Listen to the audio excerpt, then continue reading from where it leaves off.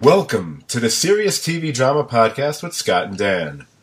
I'm Scott, and with me as always, the Sturmführer to my Sturmdrang, it's Dan. Good evening, Scott. Extremely long time no speak, Dan.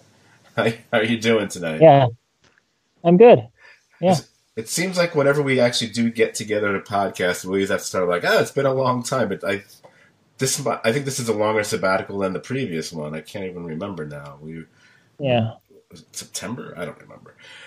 Look, in case anyone's wondering, we've just been very busy. That's really what it is. Life and everything else.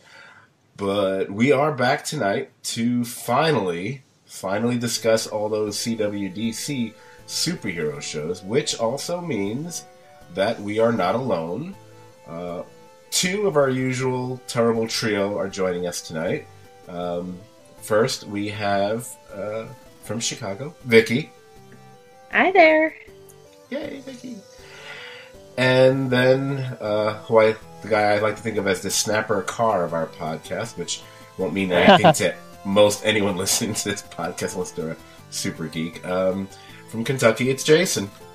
It's been so long. Who the fuck are you guys? I almost didn't recognize your voice. Unfortunately, our other stablemate, Cade, will not be with us tonight. We've been trying to record this for the last few weeks. First, my internet went down, and I've been sick. Then last week, Cade's internet went down, and now Cade's sick, but we really can't delay it anymore because with the holidays coming. So we are going Cade-less, basically. Sorry, Cade. No, he's not really sick. He's already in line for Last Jedi because he has to see it like 37 times in the theater. Oh yeah, well yeah, he's working on a rental agreement with them. It's some sort of a hostile situation or hostile. I don't know. A hostile. I don't remember. Well, anyway, in some ways we probably got more to talk about than we typically do. But I have a weird feeling we're going to get this done in rather straightforward, streamlined fashion. He just jinxed us. Just jinxed us. I know, I did. And it'll probably be my fault in the first place. Okay, I don't mind editing a 3-hour podcast, so thank you. we put editing in quotation marks as far as because it's really more adding than editing. So folks know what we're going to be doing here. Obviously, we need to cover the first. I guess it sort of works out to the first third of each of the seasons of the DC CW shows or CW DC shows. I never know what order to put those letters in. So we're going to cover that. But first, I think we're going to cover, although it's a couple weeks late, but that's the way we are with this podcast, better late than never. We're going to cover the one thing that all of us here have seen. And with that, I mean we're going to be covering the Crisis on Earth X crossover event.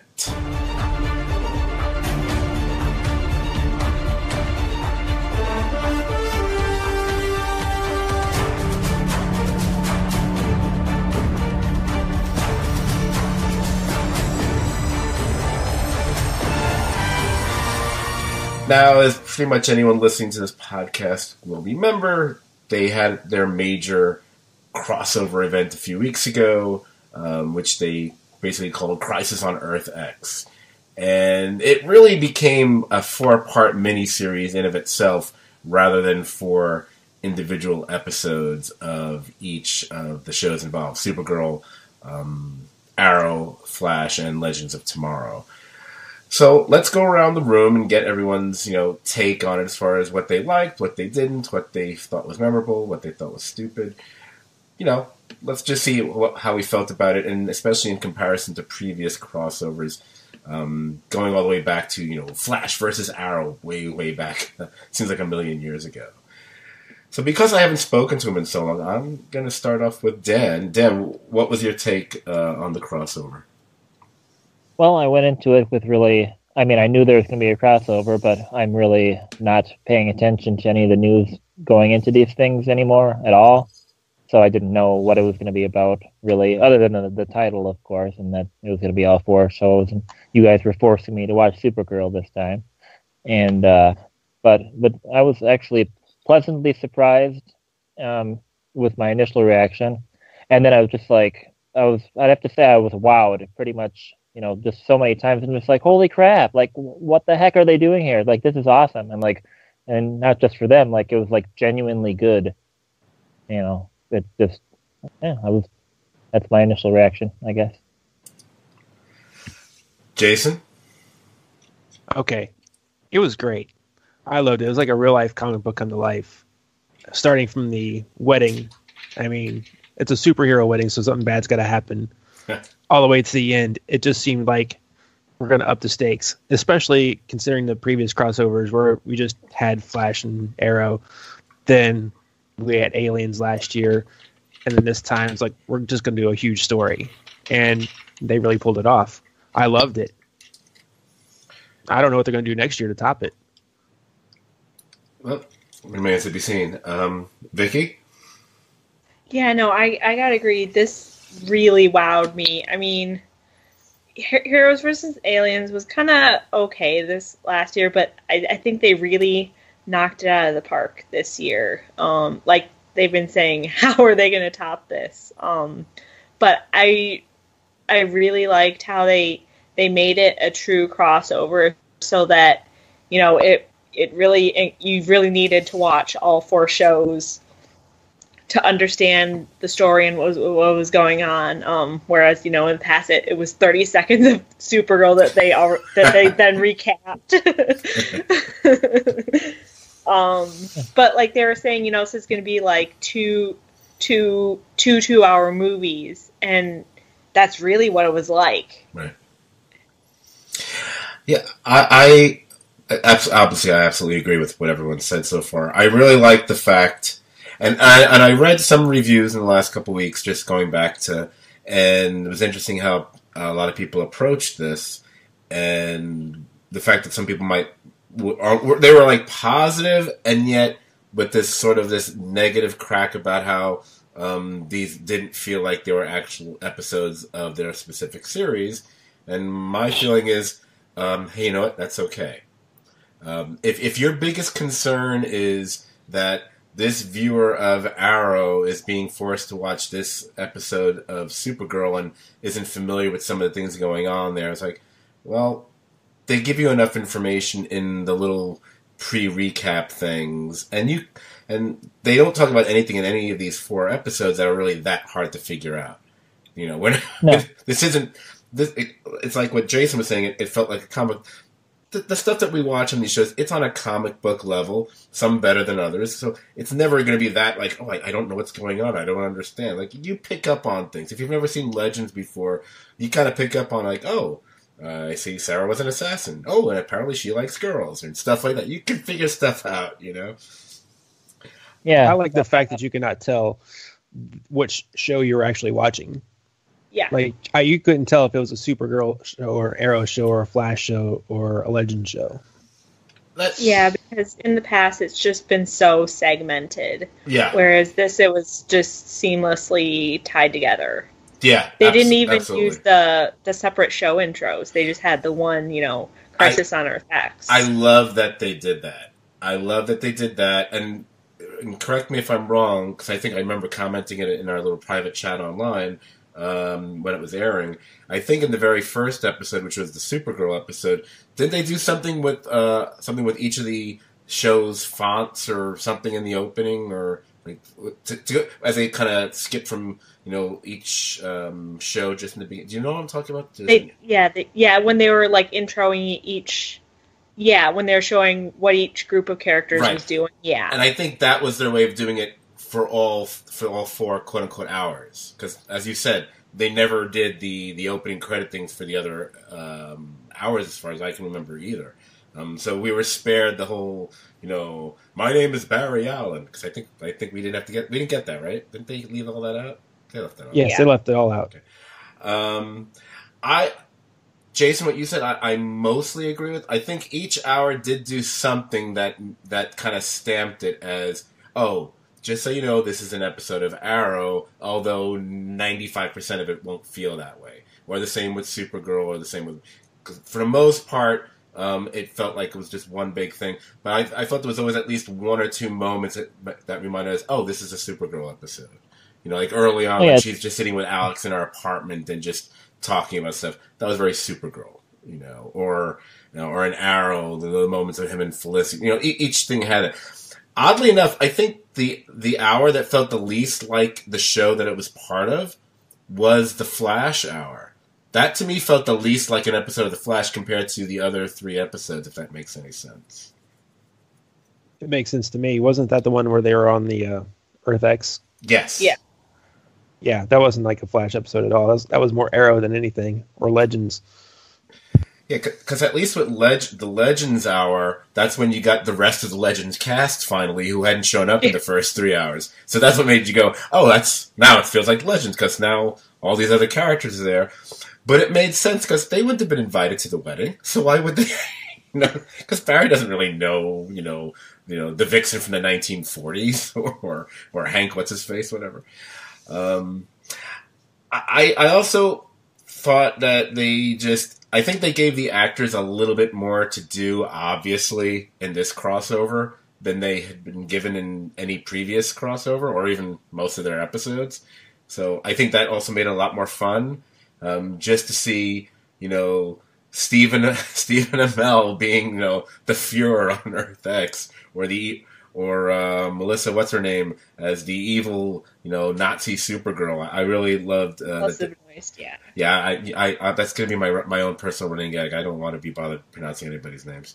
But I thought they got, it looked like the actors got to have a little bit of fun. I mean, neither of these two are going to be nominated for an Emmy anytime soon. But I thought they still did kind of nice work. Yeah. And Kavanaugh got to be Eobard Thawne again. Did. Now, I wanted to ask about that. But yet another version. Well, not exactly, actually. Well, yeah, no, you're right. And that was a very interesting choice that they made there. So that was one of the things that was surprising about the crossover. And it was a decision they made, and obviously they could have gone in a number of ways with who. I mean, they quite frankly they could have had Grant Gustin be the evil speedster on that planet, since you had the evil Arrow and the evil Supergirl, or they could have had the actor who normally we now know playing Reverse Flash playing that character, but instead they had Kavanaugh basically reprising his role as the Earth 1 Reverse Flash, and then having this whole explanation how it's actually him and he actually survived and he's actually in another universe. Did we like that they did that? Because it did, obviously it gave us the Kavanaugh performance and he was terrific in it. Or was that just one convolution that was kind of unnecessary here? I was kind of torn on it. Dan, what did you think about that?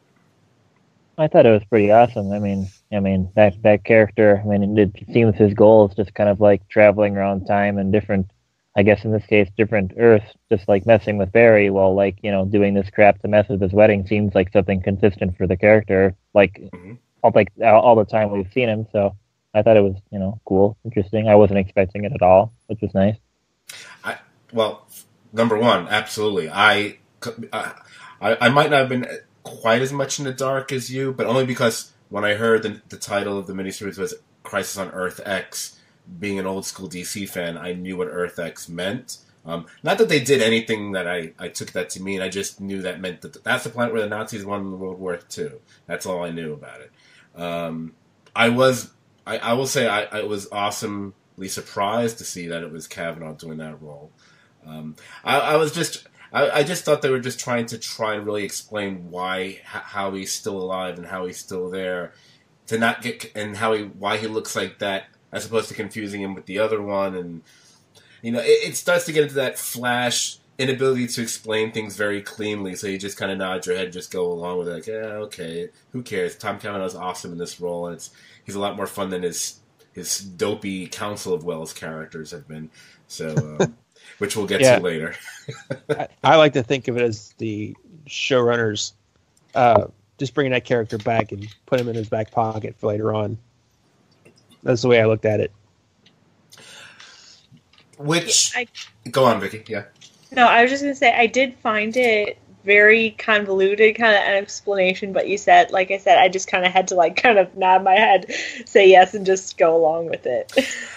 And speaking of both things, that and what Jason just said, so we fast forward, no pun intended, to how that's resolved, where Barry essentially lets him go.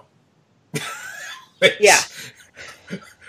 Which to me kind of felt. Well, I know that another podcast in a group that we're part of likes to joke about lazy writing or something. Part of me was like, did they just like, you know what? We're gonna want to figure out a way to bring him back anyway. Let's just let him go. We don't know how to wrap this up easily. Oh, I thought that was really strange. They could have just let him escape or have him be like, some coward and just bail out on his comrades and just, go run some other Earth or whatever. So yeah, now see that I would have expected. Yeah, but they're trying to make some kind of point like, oh, Barry doesn't want to kill. Barry ain't gonna kill anybody.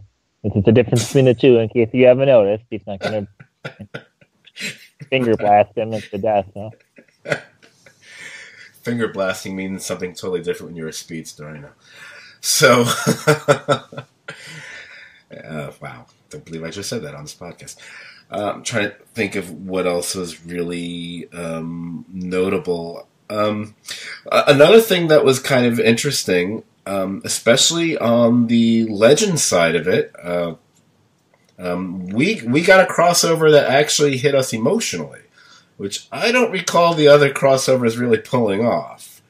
And I'm really specifically talking about what ends up becoming of Martin Stein. I did not know that was coming. So that, I will confess, it, especially as it went on, and I realized, oh, they're not screwing around. This is actually happening. This isn't he's not gonna be alive 5 minutes later. So I would say that I found that to be surprisingly emotionally effective and probably made this crossover that much more meaningful, if that's the right way, or just have more weight to it. What did you guys think of how they dealt with Martin Stein in that whole situation? All right, here's the thing. With Legends, they built up pretty much all year long that Martin needs to be separated from Jax because he wants to go back home. And this is the whole he's 2 weeks from retirement story. And, oh yeah. But it was done super well. I mean, it was one of the times that I've actually sat there and said no at the TV when it happened. But, I'd kind of known it was coming, but it hit you hard. Yeah, you guys can call me sappy all you want, but it got me super teary. I was blindsided by it. I didn't see that coming.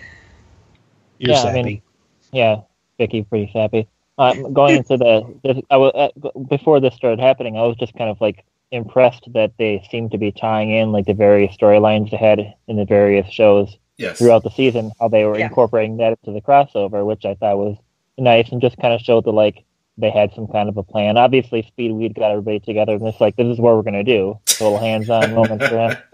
But I went from that, and it's like, then I started to realize, like, ooh, this is looking kind of like bad. And then, I mean, yeah, it was very emotionally affecting. Vicki, you're still sappy, but the way they handled it was really, really nice. I mean, and then I teared up, at the end, and I teared up when Jax went to visit, Stein's wife, even though I don't remember the last time I've seen her. I'm just like, oh, this is getting me right here. That was the part that got me. When he gets to see. Before that, I was like, I don't care. Oh no, I care.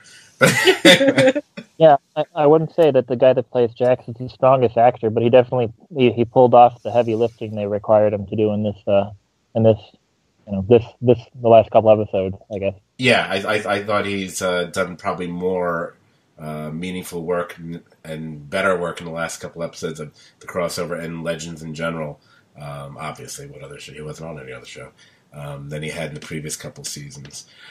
Yeah, and it's true. And what was another interesting thing about this crossover, and you just touched on it, was they did do a fairly decent job of weaving in things from the shows. And what was interesting about it wasn't so much weaving in anything to do with whatever the overall good versus evil, who's the big bad plot line on any of the shows. In fact, that really didn't make its way into any of the crossover.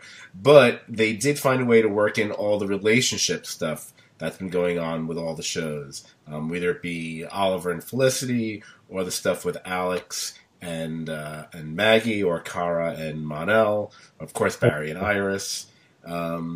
I thought they did. I agree. I thought they did a kind of a nice job of working all that and interweaving it, as you say, through the 4 episodes. I mean, I thought the stuff with Alex and Sarah was. I mean, I know I saw some people online objected to it. I think they're wrong. I think it also gave those 2 actors something a bit more fun to do, and it kind of, as you got through the episodes, I thought it worked pretty well. I thought that was a nice little idea and a nice way to tie those 2 characters and those 2 shows together too, as well. And it didn't feel forced or anything. I mean, just and I didn't consider it as a possibility until it happened. It's like, this is kind of. I mean, I'll talk about her more when me and Vicki talk about Supergirl a little later, but Alex breaking up with Maggie is the best thing to happen to that character, because I've been liking her so much more. just acting wise and character wise, whatever. And again, I also like the fact that they really made her a significant part of this crossover. That was another nice thing about the crossover in general, is that we had moments with, the fact that they had the version of Winslow shot on Earth X was a nice touch there, or that we momentarily saw Jimmy Olsen, and then I was really happy to see him get killed, really quickly, because I just like that it utilized more people from the different shows for the most part. I mean, if I had any regret, it was kind of a shame that we only got like a minute or 2 of John Diggle at the very end, although it was very funny. But it would have been nice to have gotten a little bit more of him, maybe. But that's about it. Yeah, everybody got to play, it seemed like, except for John Diggle. One thing that really caught me off guard was Oliver being such the optimist and like all sappy and stuff. I think it was definitely at the beginning of the Flash episode. I was like, what the heck? When did this happen? I mean, regardless of the fact that he had a doppelganger involved in the whole show as well, it really felt to me this time around that Green Arrow and Supergirl were playing the bigger parts in this crossover compared to the Flash, which is interesting, even because they're all there for his wedding, whatever. But he never seemed to play quite as big a part in everything as the others did. And I'm saying that as a good thing, because it felt like in the previous one, oh look, we've got Supergirl here, but we really don't know what to do with her because technically she should just be able to get rid of all the aliens herself, and she doesn't really need anybody else there. Or Arrow seems like, oh, he's kind of ineffective, so we don't really know what to do with him other than being grumpy or something. And I thought in this crossover they really used both those characters really well, and again it made it feel more like a more fully a true crossover compared to what we've gotten before, I think. Yeah. Danny. They kind of like, I mean, both of them characters are playing a nice strong supportive role in Barry and Iris's wedding. So then after that kind of went to crap, there's just kind of like, it's like if their wedding went to crap and they just kind of like stepped up and like took care of business and just like, did what they had to do, while Barry was probably a little stressed out about that stuff going to shit. Yeah, it was nice to see, Kara have a lot of the heavy lifting to do, because like you were saying, she really didn't do much in the crossover last year. And just there was so much interaction between Oliver and Kara, because again, last time he wouldn't even talk to her. Right. So I really enjoyed seeing that. No, it almost made you think there's a possibility that if they should ever decide to do that they can, like they've had Flash and Supergirl just cross over together they could do Arrow and Supergirl one of these days, because we've seen those actors interact a lot more, and although their chemistry is not quite the kind of same as between the other two actors, I still kind of like seeing them play off each other. So I still think that's still a very distinct possibility for the future, Yeah. Maybe you can show up and put an arrow in Man-L, so we never have to like. Because like the 5 seconds of seeing him and like the 5 scenes of Kara complaining about like not dating him, it's like, yeah, I'm really glad I haven't watched a single second of that.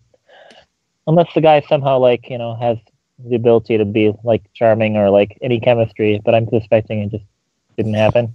Well, he hasn't been on most of the season until the last couple episodes because he just returned from the 31st century. So, but he's an idiot. You can listen in on that later. The one thing that I found kind of odd was like it didn't even occur to them until the last episode or whatever that these people in the masks that could match Oliver shot for shot that was just as strong as Supergirl were their doppelgangers. Well, they're not. None of these people are Batman. Let's put it that way. not even the Arrow.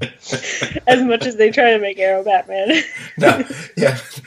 The one area that they never try to make Arrow like Batman. I've yet to see Green Arrow, or Oliver Queen exhibit any genuine detective skills of any kind. So Scott, do you have a favorite moment of any of these episodes? I have one. I wish I had written something down because you're basically asking me to like reach into my memory and try to remember something. I'm just putting you on the spot, right? No, I don't mind.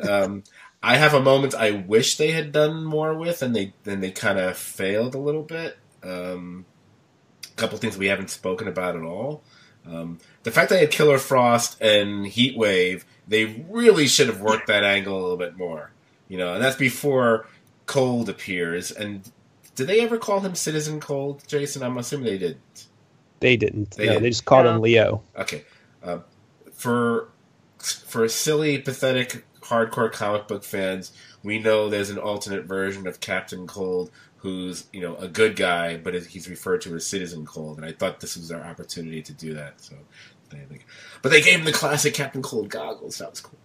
Anyway, they did. Yeah, they did. Which have they used? Those? I noticed that. I don't think they've used that in the show before. Have they?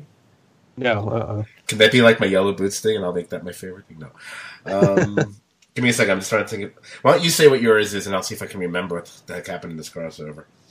My favorite one is a direct callback to Superman 2. That's when Supergirl flies up and says, "General, let's step outside." Can't step outside. Yeah, that's. And I remember writing that down somewhere. I mark out every time I see a version of that come up someplace. I love that line. I remember seeing Superman 2 in the theaters, and that just being like the most awesome thing ever because I was a young, impressionable kid at the time. I remember being in an audience and all of us kids cheering at that part, so I'm right there with you. So God help me. You should ask. Why don't we ask the other? I mean, Vicki, do you have any favorite moment that you might remember from the crossover?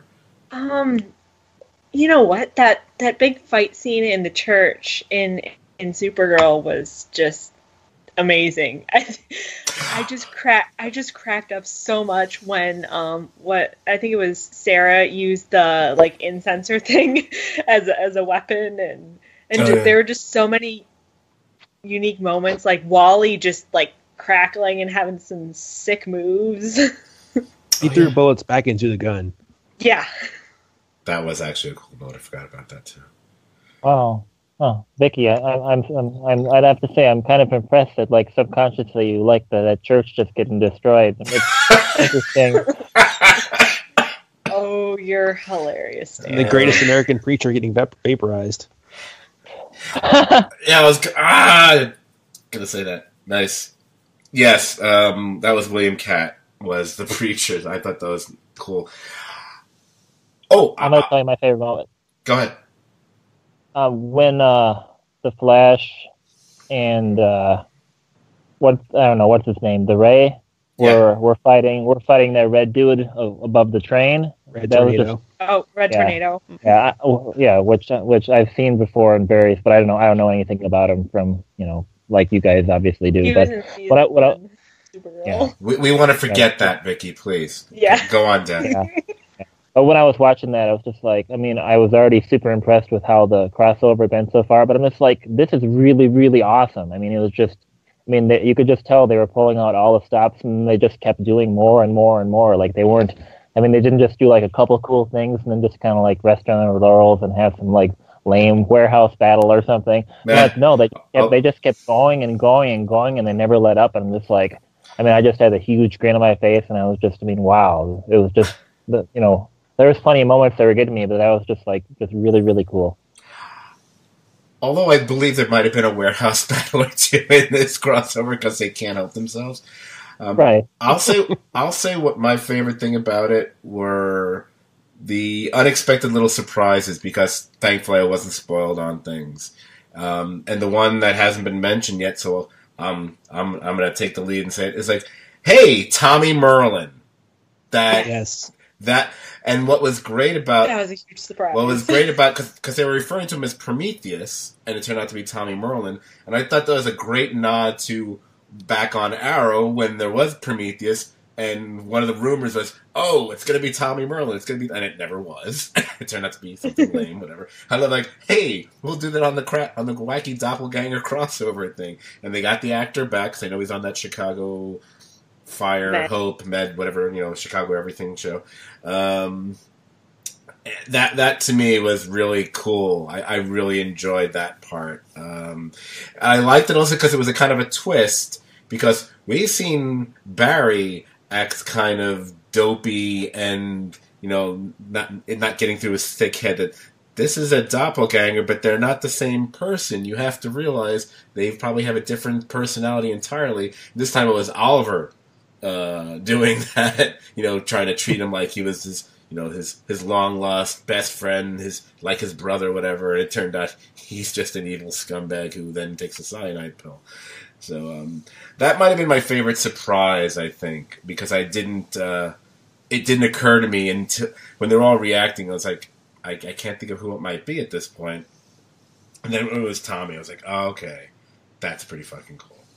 So, I can't believe I'm picking that, but that's what I'm picking. I'm sure there's some... Really, that was the first episode, too, wasn't it? It was. Well, it was like right at the beginning of Arrow. Yeah, it was the beginning of the second episode. So okay, which stamped it as an Arrow kind of a thing, I guess. Maybe, I don't know. It was just a lot. You could tell there was just a lot of thought going on in the whole process of this crossover, and there just really wasn't very much dumb stuff here. You could just tell like they were trying to do really good work, and it worked for them. Right. Also, this is the first time you got to see what it was like if multiple people were being held in their little Star Labs, Guantanamo Bay thing, which I always kind of wondered about. Still didn't clear up the whole what about them going to the bathroom thing, but I still kind of enjoyed it. Yeah, I this was a really good, fun, solid crossover. And it also got 2 weddings out of the way, so that was kind of nice if we didn't have to take up too much time with that on the other shows. So I kind of appreciated that as well. So I don't even think I need to go around the room. I think we're all in agreement that this was the best crossover that they've done so far of any form. I'm thinking, would that be correct for everybody? Yeah. You are correct. Yeah, I watched the last 3 hours just straight through, and afterwards I was just like, I need to stare at the ceiling for an hour to digest all of that. I haven't even deleted them yet. I may. Neither have I. Since all these shows are not going to be back for a few weeks, once I finish all my Netflix binging, I might go back and watch them one right after the other just to see how it feels to do it as one big fell swoop kind of a thing. But it's nice to see that they can manage a major event like this and just have it be really cool. So it definitely gives me hope for the future. If they decide to tackle some really really big storyline that you DC comic nuts are something that is very fond in your hearts, there's a chance that they can do it and execute it really well and make everybody happy. Right. Yeah, there was a lot of confidence put into these shows that we can mix up our casts and still have a really great product in the end. Yes, and I thought they all kind of worked together really well, so that was kind of nice to see. And yeah, definitely gives us hope for, at least as far as our TV shows are concerned, for future major DC projects.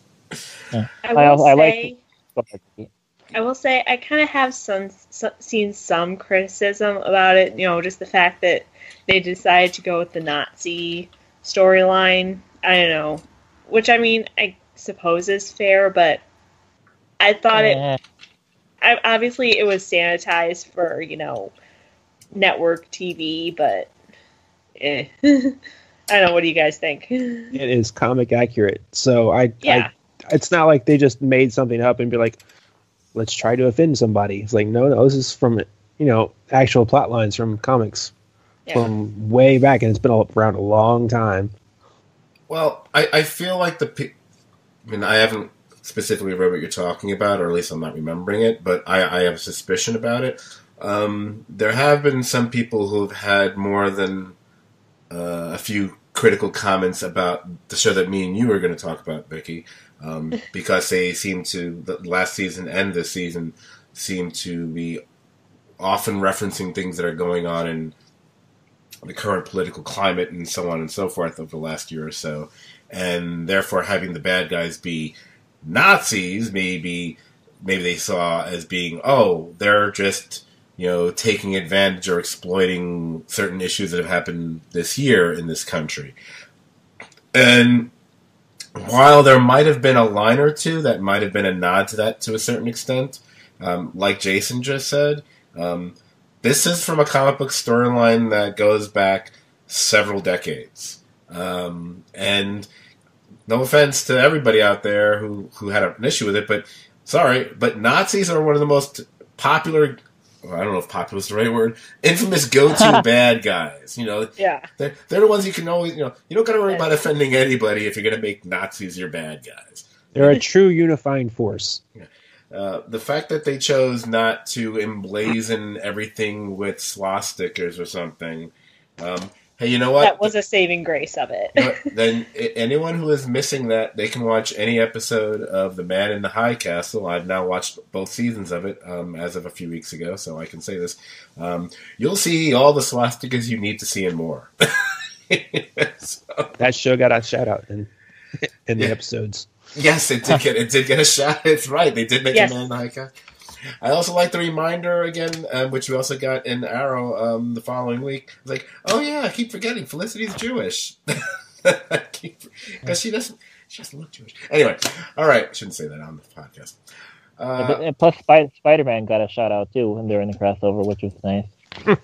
Yeah, which I was really amazed by that. I was like, they've got balls to be like, yeah, we can make reference to Marvel shows. Who the fuck cares? Doesn't matter. Marvel characters. Fuck cares? Let's see them do that in an actual movie. That'll probably never happen. Okay. Is there anything else about the crossover we haven't covered, or should we move on to? We've spent a good chunk of time on it. Should we move on to the 4 shows so at least a couple of you can get a little bit of a rest? There's like 100 things you could talk about, but you could be here all night. Yes, Yeah, I know. I know. We could have talked. Hey, we could have talked just about the Ray or how it was like, wow. So the actor Wentworth Miller actually got to play a character who was gay, like the way he is, or something like that. Or where the hell was Ralph Dibny? I was really mad about that. But then I was happy. What? yeah. I will say one more thing, and that's at the end you could tell how many heroes that all these 4 shows have introduced at the end, and you start thinking to yourself, wow, that is a huge cast. Yeah, they did cover quite a bunch of people in this, didn't they, I guess? Although still would like to see John Jones be part of the crossover, still kind of not. So okay, one little fail, but you know they didn't. I have one more thing. Yep, go ahead. I liked when, even though the character Nate on Legends of Tomorrow is just really bland and also really annoying this season, or maybe both seasons. But I did enjoy when Supergirl was falling out of orbit and he just like turned to metal and caught her. It just kind of like seemed kind of cool. Yes, and we got the Man of Steel joke, if I recall, when he did that. But and I also agree with you about what you just said about the character. We'll be covering that later. And then we kind of glossed over the fact that Oliver has a kryptonite arrow. Okay, all right. All right. I wasn't going to go there. I was going to be Mr. Positive about the crossover. That didn't make any sense at all. I was trying to come up with an explanation for it, and I was like, no, it doesn't make any sense. First of all, where would he have gotten it? The kryptonite, and there's no krypton in the arrow on this earth. Therefore, no kryptonite. Where did he get the kryptonite from? I think he could have paid Gypsy to go to that. It just, I was trying to figure. I was like, wait, no. I mean, I get the joke they were kind of referencing. Jason, did you think that maybe that was just like a teensy tiny nod to like that's a Batman thing? Yeah, well, I thought it was. I was thinking, like, that's the most Batman thing he's ever done. Correct. Again, I haven't read it in probably a couple of decades, but in The Dark Knight Returns, when Batman is fighting Superman, and they got the old Green Arrow who's got the eye patch or the one arm, or whatever the fuck he has. Doesn't he have a kryptonite arrow that he's going to shoot at Superman during that, or am I not remembering that? I thought that's where I remember that from. Do you know? I don't remember. It's been so long. We're going to assume I'm right about that until I look it up and then proved otherwise, because that's what I thought they were referencing. Oh yeah, Green Arrow in Dark Knight Returns has a kryptonite arrow, which is also like the future in an alternate universe, whatever. Anyway, listeners, tweet at Scott. Give him the answer. Yeah, all our listeners who don't rate us on iTunes. Okay, I'm going to say we're finished with it, because if I say, is there anything else, we're going to keep on going with this, and we do have the 4 shows to talk about. So, basically, we all love the crossover, and we can hardly wait for the next one, and hopefully they don't regress and go back to the crappier stuff from the past. Okay, so the next thing we're going to tackle, it's just going to be me and Vicki, I think, because the other two have bailed on this show. So let's talk about the Maid of Might herself and this current season of Supergirl.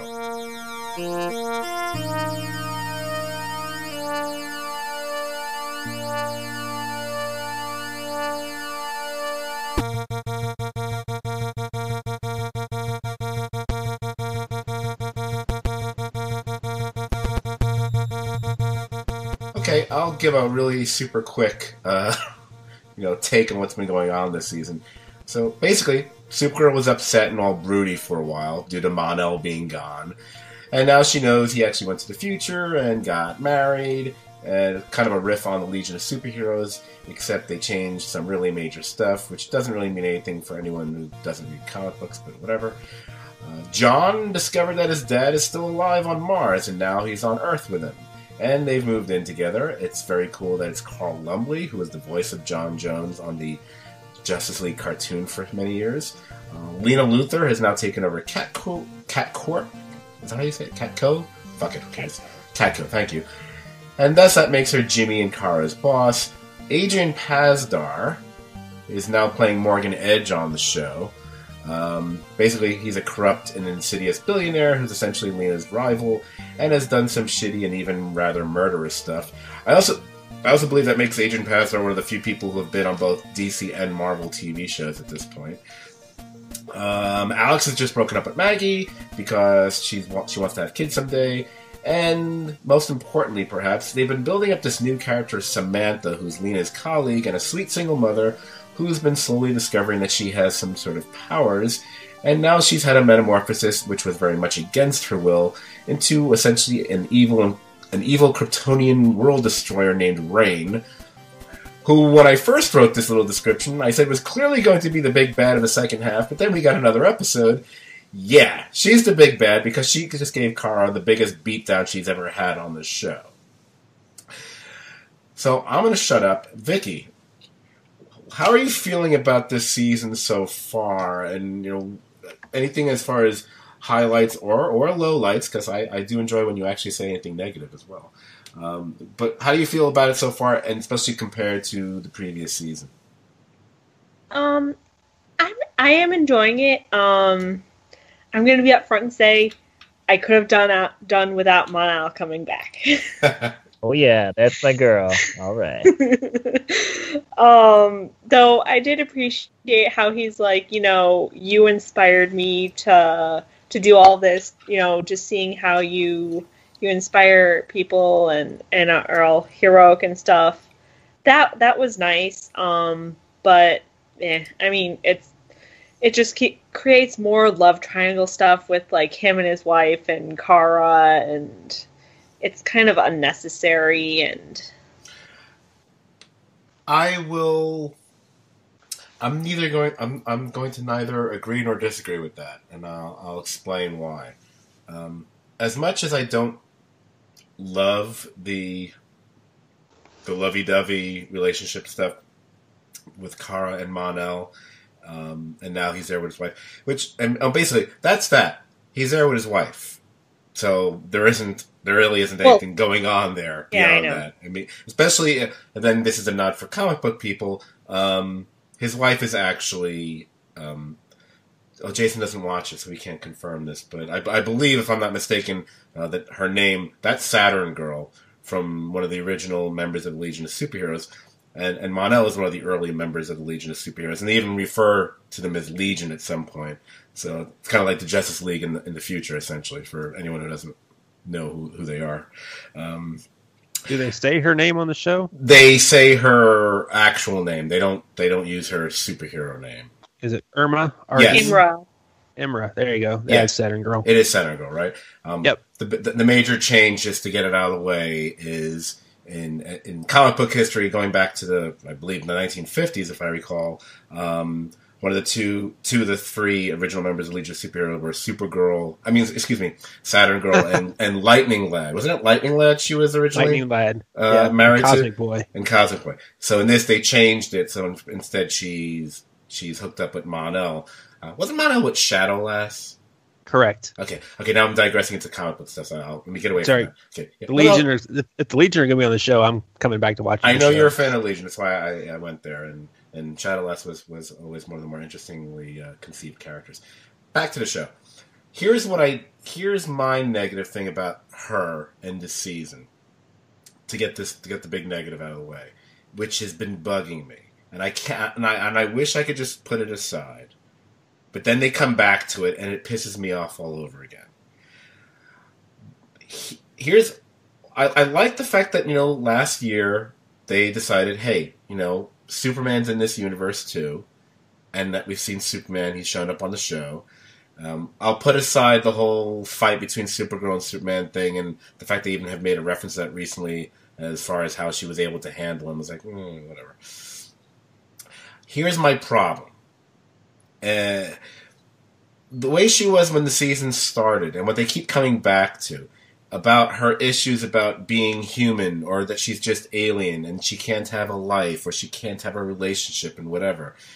It pisses me off, because all she has to do is get on the phone with her cousin Clark, and he can talk to her about having dealt with all the same problems that she's been dealing with, and talk her down from this weird mindset that she's adopted this season. And they never do that. And it's kind of bullshit. And I know that's the most cursing I'll do on this podcast. It kind of pisses me off, because it's like, I'm sorry, you've established he's on the show, you've established that they text each other from time to time, she's going through all this. He should be the only one that could understand what she's going through, with the whole alien, Kryptonian, whatever. And she knows that he's had relationships and is in one. Why wouldn't you talk to him about this? Yeah. I completely agree with that. I'm willing to overlook other things because that's fine. I don't mind that whenever there's a menace in National City that he never drops away. That's fine, because you could say that about any comic book you read over the years or any movie. It's like, oh, why don't they just call Thor and take care of this or whatever? Because that's not the way it works. I understand that. This is Supergirl's show, and she's the main character. But when she's got these kind of problems to deal with, and she makes like, well, no one can understand me, I can't be human anymore. It's like, you've got a cousin who's the same as you. Why aren't you talking to him about it? That annoyed me. Yeah, and as much as they're trying to, emphasize the relationship between Kara and Alex has, she doesn't really have anything she can say to deal with this. No, and quite frankly, she's had her own stuff to deal with this season anyway. So for me, and I will agree with the Mon-El stuff just being, oh, really, we're going back here again. But I like the fact that it's establishing the future stuff, because I've been waiting for some Legion of Superhero stuff to get mixed for a while. We can go back to the Flash, and when he was. That first time when he was running through that thing where you saw flashes of things in the multiverse. Yep, season 1. Yeah. One of the things we saw was a Legion flight ring, and some people said, "Oh, well, that could be one of the Legion flight rings we saw in like Smallville, since they're saying it's a multiverse." And yeah, it could be, but I like to think, well, it could also be what happens in the future, at least on Supergirl's planet. So I'm kind of, now that they've introduced them, and I think I saw an ad that shows the Legion flight rings. So hopefully they're going to incorporate them more and more. And Jason, since you piped in again, if I'm not mistaken, at one point in the Legion's history, Supergirl was actually a member of the Legion at one point, isn't she? Yes, she is. And so was Superboy, but we can't change that apparently. But okay, I'm going to I'll turn the Jason machine off now. Okay, back to the general storyline. I've actually been enjoying the whole Rain thing. I think I'm kind of become more and more intrigued by it. How are you feeling about it, Vicki? Yeah, no, I'm finding it super super interesting, and this most recent episode where you were saying she got the worst beat down of her life. It was fascinating. That to me. I'm going to say this right now. Not only was that the best fight scene that I can recall seeing on Supergirl. Oh, easily. That might have been the best fight scene I've seen on any of these shows. And I'm talking about Arrow, I'm talking about Flash, or I'm talking about Legends. Because there was something that felt really visceral about it. Which is really tough to do when you're dealing with characters that are flying around and zipping around and doing all that kind of shit. So bad TV CGI can get in the way of these things, but it never did. And maybe it's because it's the first time we see Kara like really getting beaten the crap out of, because she's bloodied and dizzy and stumbling around there. Which was almost shocking, I think, to see it that way. So I'm like, why didn't Superman beat her up this way? No, I'm just kidding, Vicki. But I thought that was I hate to say seeing Supergirl getting the tar beaten out of her was a highlight, but it was a highlight in the sense that, oh, this is like a real menace here. Yeah. Oh, by the way, and I know they're both listening, so since they're still on the podcast, how did none of us mention Metallo in the whole crossover? Jason, we didn't mention Metallo. What? No, why did we not mention Metallo? Like I said, there's so many things you could just sit there and spend hours just talking about the crossover. And I mean, it just as a surprise, like, oh shit, Metallo, and it's actually like one of the versions you've seen in the. I mean, obviously it's a purely CGI thing, but it looked pretty cool. Better than the shitty version that was on Supergirl.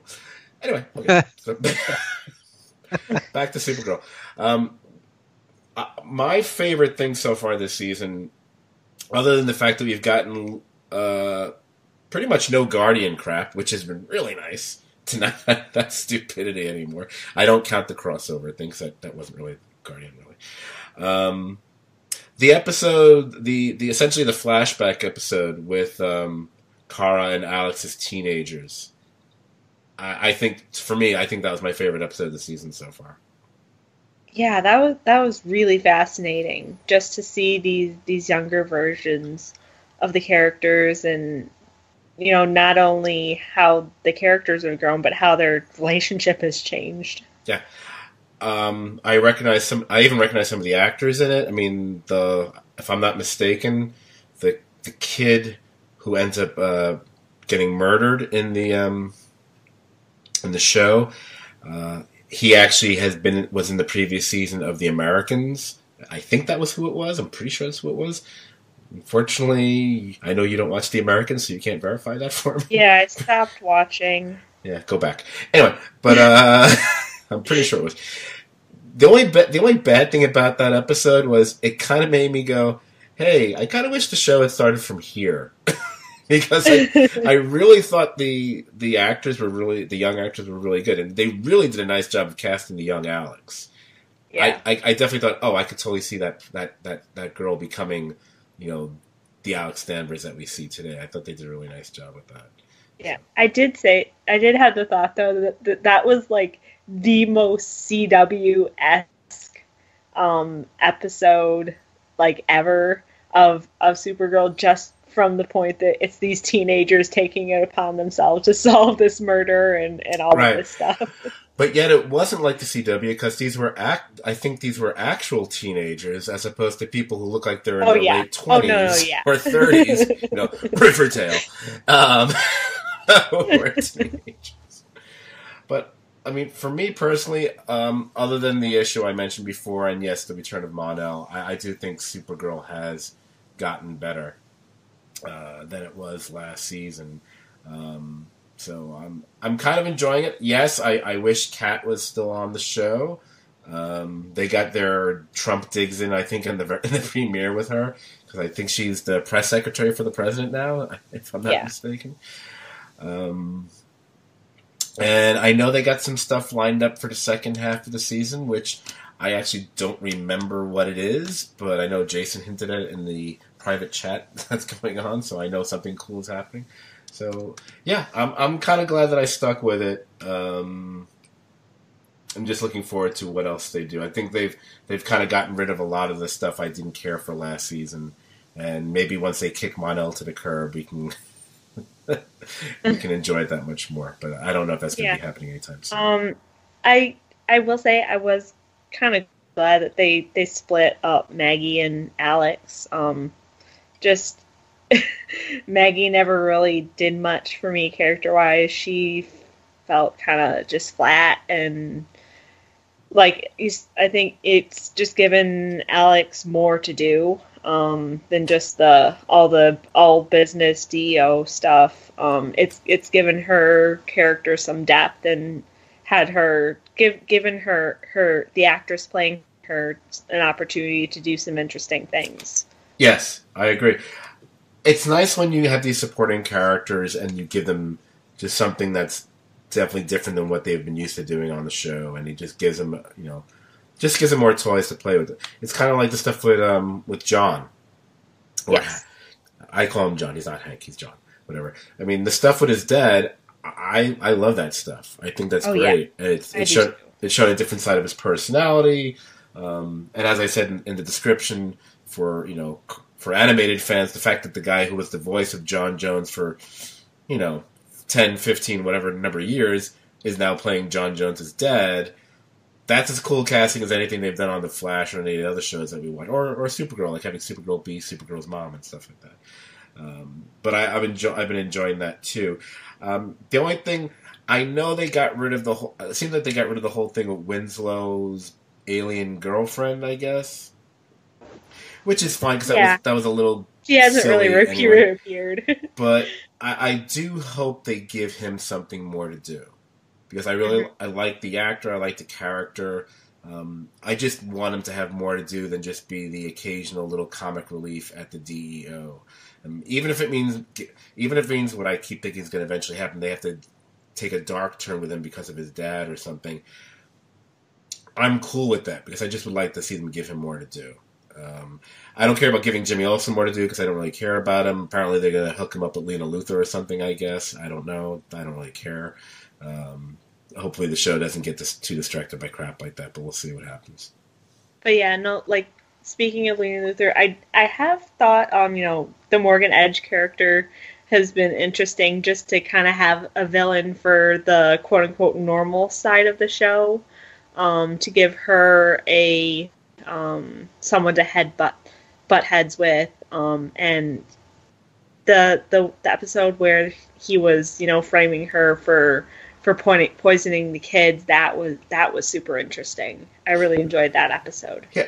And Adrian Pasdar, he's kind of a fun actor. He seems to be. He is. He's definitely in the last 10 years making a career of showing up on superhero related shows, from Heroes to Agents of S.H.I.E.L.D. Now he's on Supergirl. I just remembered Heroes, of course, because that was probably the biggest thing he was on, quite frankly. I don't remember. I cannot even remember what originally happened to the Maxwell Lord character that they had on the show. He's been gone for so long. Yeah, I don't remember how they wrote him out. And that was a character from the comic books, of course, who was kind of this, diabolical rich guy, whatever. And now they brought in Morgan Edge, who was also from the comics. My recollection of Morgan Edge goes back way too far back. He wasn't really an evil guy so much as just a rich asshole, but not much more than that. I believe they probably turned him into a villain in recent years. I don't know. Jason can probably confirm that. I don't know. I don't really care. Jason, are you still there? Yeah, what was the question? My memory of Morgan Edge is from like Superman and Action Comics from like the 70s and 80s. Have they turned him basically into anything like a bad guy in the last 10, 15 years, and I just don't remember it? I don't know. Yeah, he was running Intergang. Oh, the Intergang thing. Okay, so, yeah, all right. Okay, that's all. Just want to make sure. Okay. Okay, you can check out now.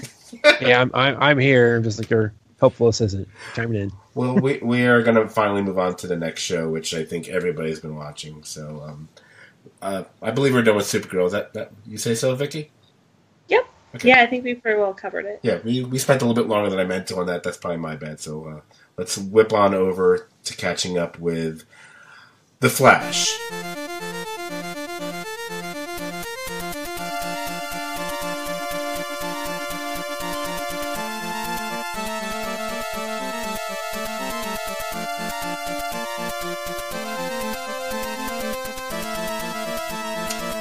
Okay, really quickly, as we all knew that full well had to happen, this season essentially kicked off with Iris West becoming part of Team Flash, kind of taking the leadership role.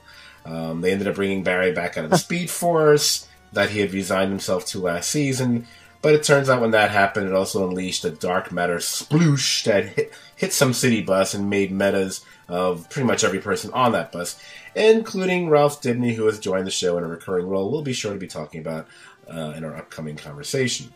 We then soon discover there is a new big bad in town who had thought this all out well ahead of time and has been orchestrating all of the Central City shenanigans this season. And finally, the villain is not yet another speedster. It's the Thinker. Of course, other things, both good, bad, maybe kind of dopey, have also happened, but we're going to unearth all that in our conversation as we delve into it's been 8 or 9 episodes of The Flash. So, let us start with, let's see, we had Dan, we had Vicki. Jason, why don't you start us off on how you've been feeling about this season of The Flash so far? Highlights, lowlights, and so on. This season has brought back the fun. They've gotten rid of a couple characters, brought in a new character, which has been really enjoyable with Ralph Dibny. I mean, really spot on casting with that guy. They've got a really good villain, especially that excellent episode where they go through his origin of how he came to be, and you get the feeling that this guy's no joke. He's really thought things out, even to something so innocuous as giving Barry a knife as a wedding gift. And when Barry picks it up and lays it down, you have no idea what's going to happen.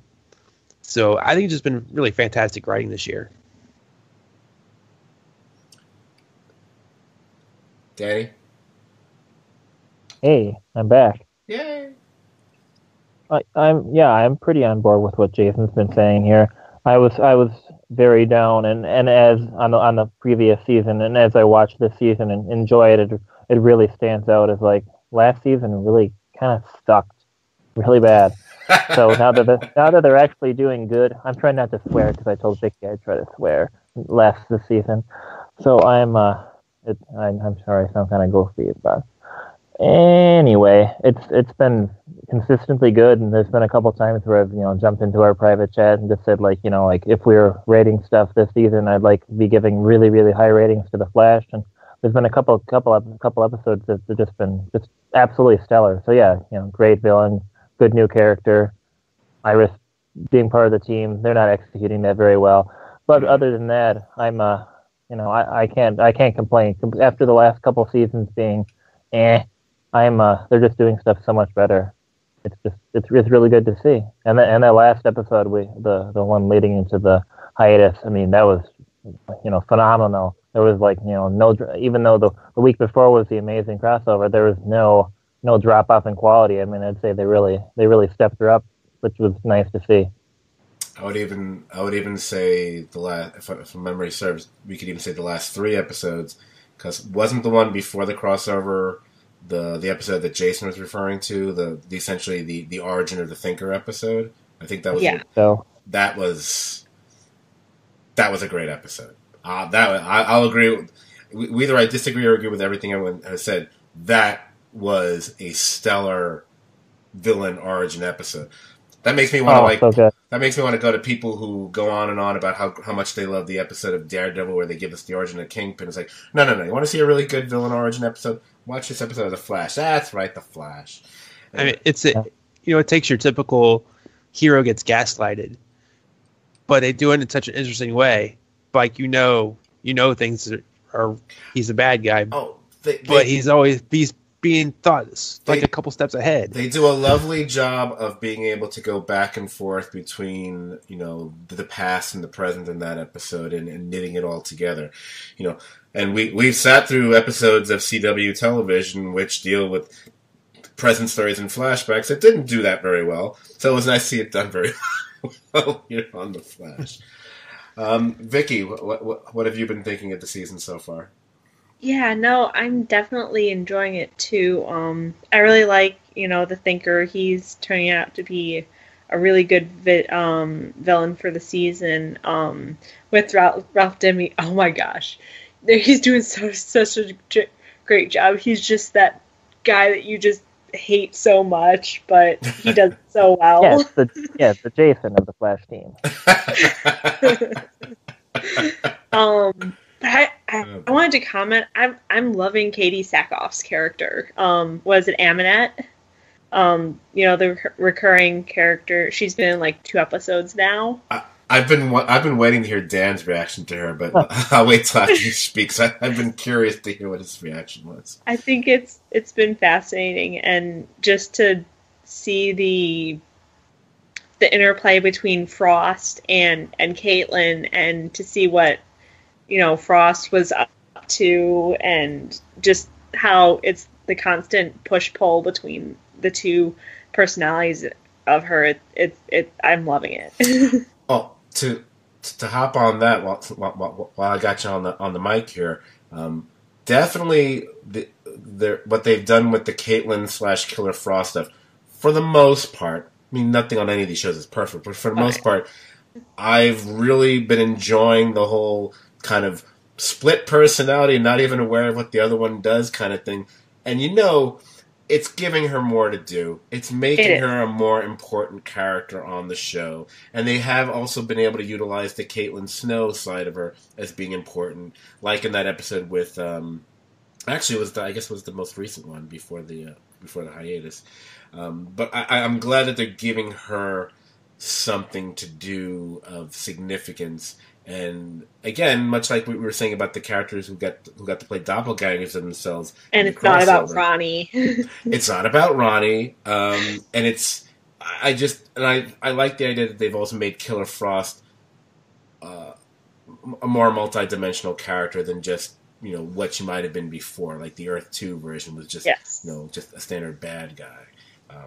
Because they haven't totally made her a good guy, but it seems like she's kind of has leanings that way, especially if she's been hanging out with with Tiffany Wells and Cisco at some point, which was I wish they had filmed that because I would like to see that more than anything else. Yeah, it definitely feels like Killer Frost is kind of like Mick now, where just kind of a bad guy, a little bit, but they're willing to like have her do some like funny stuff, like like get all pissed off about the stupid clothes that Caitlin's wearing when like she, that kind of stuff. So they're just they're definitely using her better this season. I mean, they're using pretty much everybody better this season. Yeah. And it's nice to see Katie Sackhoff playing somebody that isn't just another Starbuck variant. I like her on Longmire a lot, but she's basically playing Starbuck in there, so it's nice. Right. Like when I see actors that I like being able to play like different stuff, and you can just tell they're enjoying playing different stuff and they're doing it well. I enjoy seeing that, so it's fun. Go ahead, Vic. Oh no, I was just gonna say also it's super nice to have Harry Wells back. Yeah, I was gonna get to the Wells thing now. There's a lot I want to say about Wells, quite frankly. But before I say that, the interesting thing with Katie Sackhoff on the show is I like that they decided, hey, you know what, this is a role you can play it as over the top as you want. You can just we decided a lot of the stuff tends to be a little bit grounded in reality, whatever. It's like, why don't we just go old school, just go over the top? You could literally be a villain out of the Batman 1960s TV show and take out the murdering side of her. She could be. because the way she delivers every line, I mean, you almost want to see her hang out with the first season of Captain Cold, quite frankly, because he was kind of doing stuff like that. But also, I've forgotten, because I can't remember the last time I heard her in an actual interview. What's her actual accent at this point, Dan? What is? I can't even remember. Is she?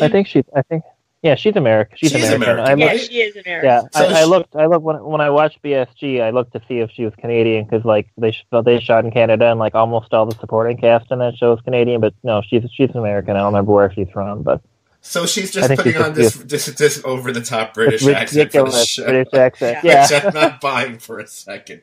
That was how I knew. I was like, I'm pretty sure she can't be British because that is not a good British accent. It's just so gloriously over the top. But I enjoy it because it's so ridiculous.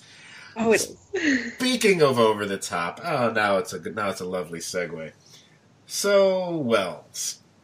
So this season, I agree. I do like seeing the Earth 2 Harrison Wells back with them. His hair is getting crazier, but I've been enjoying that. But we've had this running gag on a couple episodes now about the Council of Wells. And oh my gosh! And in at least one specific episode, we get all these he plucks from the multiverse about 3 other versions of himself. Oh boy! So. Did we it's really? Not the best. Did we love it, or did we think, maybe we're being a little bit indulgent and silly, silly to the point? They're trying to be cute, and it just isn't working very well. It's indulgent. I had to laugh at the Wells the Grey though. Yes, I mean, oh, that was. You know what it was? Individually, there were things about that I thought were kind of amusing. You know, I love the very German Wells, especially myself.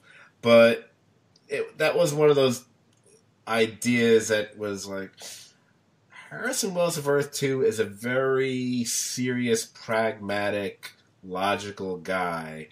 I can't imagine that these would be the people he would be using for any counsel on anything. Because none of them are. They're all these bizarre, extreme, goofy versions of himself. They're cartoon characters, really. They really are. Yeah.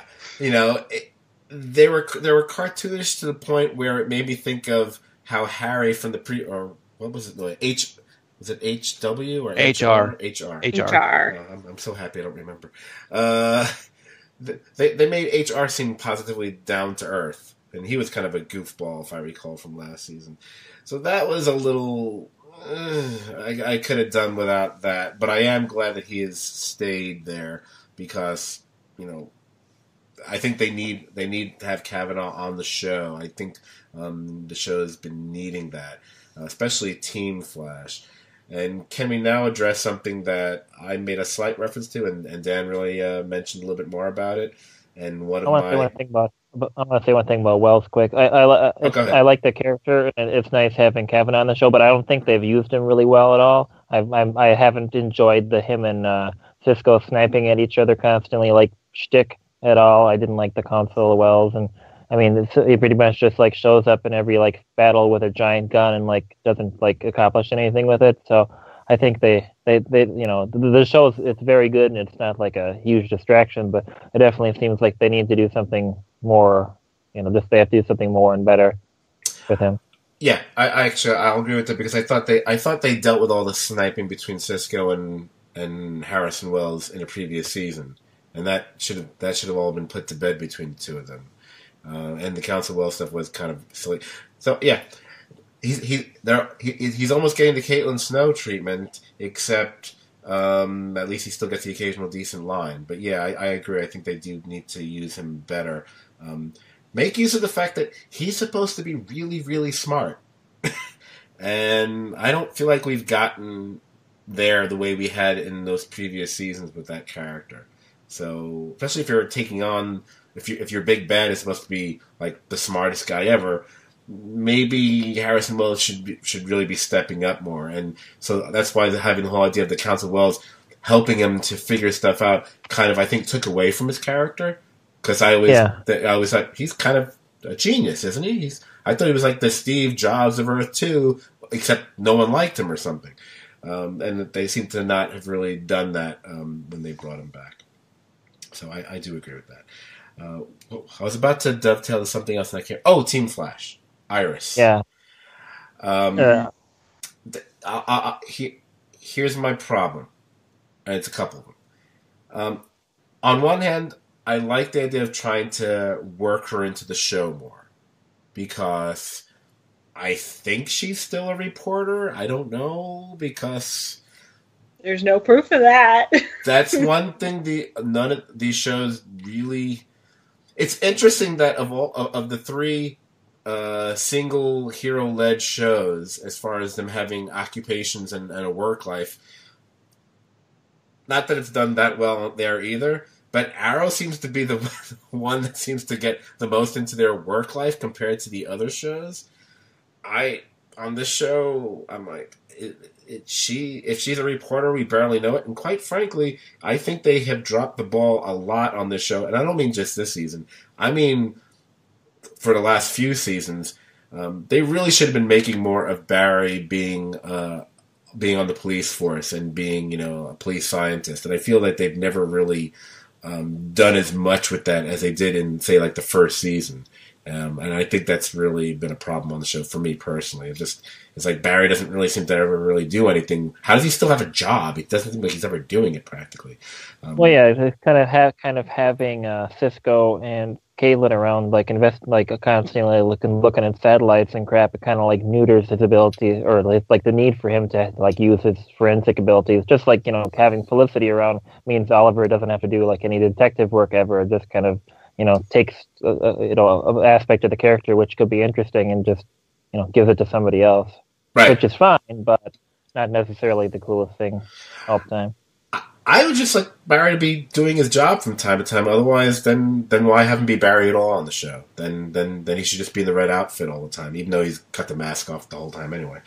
He's already told everybody that he's Barry. So yeah, pretty much. Why even have the mask anymore? He should just go tell Jay Garrick and just put on a hat. But here's the thing. I'm willing to put aside Iris doesn't seem to actually have an actual job, or they make references to it, but I never get the impression she does it. And I'll even put aside that you're the leader, but doesn't seem like there's a real leader here. You're kind of you're fairly ineffectual. Whatever. I'll put that aside too, because I don't know why I'm going to put it aside. Here's what I've hated, and they've done it at least 2 times on the show, maybe 3. When she opens up her mouth and says, "Wear the Flash." I hate that so much. Oh, They've done it at least 5 times. I get the biggest douche chill running up my back. I'm like, oh, this is the kind of thing when I want someone to watch this show, and it's like, oh, this is horrible. They turn like it's a moment like that. Like, no, I hate that. I hate it. I hate it. I hate it. I hate it so much. I hate it like it's an episode of Gotham. That's how much I hate it. It makes me so angry. I want to every time that's happened, and it happened on a recent episode. And I there was something I had. I think it was half of a granola bar or something, and I threw it at the TV, and then I had to go wipe. Then I had to go fix the TV. But it made me so angry because it's like, shut, Candace Patton, reject. What's wrong with you? You sound like an idiot when you say this. Oh, whoever wrote that, horrible. Yeah, I think they're just giving her just crappy dialogue, and I mean, it's just across the board. And those horrible like Microsoft Surface ads, like they're just like the dialogue. Those things are so bad. They make the Guitar Hero battle seem like Citizen Kane. I mean, those things are just freaking terrible. But he turned himself into a snowman in the other one. How can you not like? Oh, so bad. Oh, those terrible things. I'm forgiving them only because they give me a minute or two more of Ralph Dibny, but yes, they are horrible. They are pretty horrible. It certainly seems like the writers are forcing us to think of those two as like the team, like they are Flash. They don't need to. And it harkens back to like season 1 where they just try to cram that relationship down our throats, and you're getting bad flashbacks to that. But here's the thing, and here's the thing. They don't need to convince us about the relationship anymore. I'm sold on the relationship. They're fine. That's it. It's 4 years already. I accept it. And on one of these shows made a little reference to it being a little weird about the whole situation between them. I don't remember who pointed it out, but it made me happy. Did anyone remember that? Maybe it was during the crossover. The weirdness of the yeah. Okay, because I'm like, oh. Thank you for someone noting the creepiness of this whole thing. Anyway, but they're fine together. Do they have the most chemistry? No, not really. But is it so bad that it takes me out of the show? No, it's fine. Whatever. You know, half the relationships I watched on Dallas throughout the '80s, I didn't think they had chemistry either. But I didn't mind watching them hook up. I don't care. But I don't like. I'm gonna have to use that word again, Vicki. I apologize. I don't like bullshit being served to us, and this is like no. Don't give me like Wear the Flash. That's stupid. The other thing that felt forced, the Girls' Night Out episode. Do you guys remember this one? I thought it was hilarious. I like that. I love that episode actually. Okay, well, I'll tell you this. I liked a lot of things about the episode. But I could have done without the constant and because it was just poorly executed or poorly written or lacked all subtlety whatsoever. And I don't mean to offend one of our fellow podcasters here, but really jamming it down our throats about girl power and the whole it was handled so badly. It was annoying the shit out of me. And it could have been done so much better than how I felt they handled it. At least as far as the exchanges and dialogue like that, because every time that was done or said, I didn't believe it. I kept thinking, oh, this is us being cute. I liked the storyline otherwise, as far as the club and Caitlin and Amulet, whatever the fuck her name is, and all that other stuff. Amulet. Amunet. No, I can see what you're saying. You know, I mean, I really, really like the episode, but I can definitely see where, like, I mean, that stuff was really ham-handed. It was very ham-handed. It's like somebody's like, let's put something on TV that's gonna, like, you know, try to make our pathetic child bitch president, like, tweet something, like, upsetting about, like, oh no, the women are getting powerful on CW, sad, very disgraceful. It just seemed kind of like that kind of crap. Yeah, it's kind of like some of the stuff that I was commenting on when I was talking with Vicki about Supergirl, where they every once in a while they make one too many comments, like, all right, you know, you guys, I get it, but let's take it down one notch occasionally, so it's not like too stupid.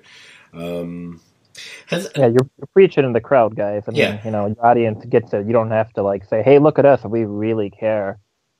am I crazy? Have there been at least one and possibly 2 episodes of The Flash this season where there's hardly been any Flash in the episode?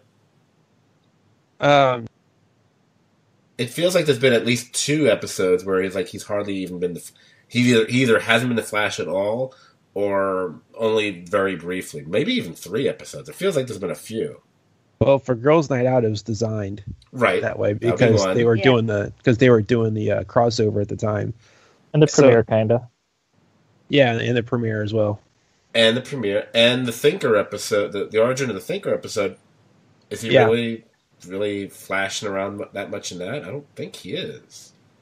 No, I think he just shows up like him and Iris show up at like the particle accelerator party or whatever. I think. Right, which I mean, and I don't mean that as a bad thing. I'm just pointing it out. It's kind of interesting. I'm aware of it. It's like, oh, we haven't gotten a lot of. I mean, it might. He does.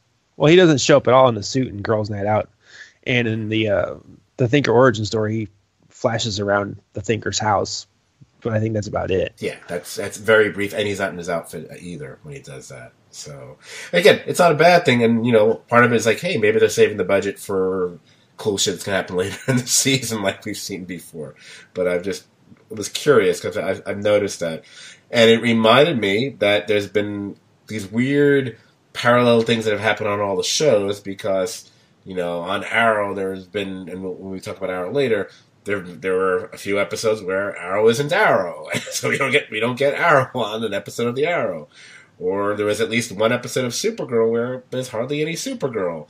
So it's interesting that all the shows seem to have this commonality going through them. So yeah, I actually read up on that, and like I said before, it's because of the crossover.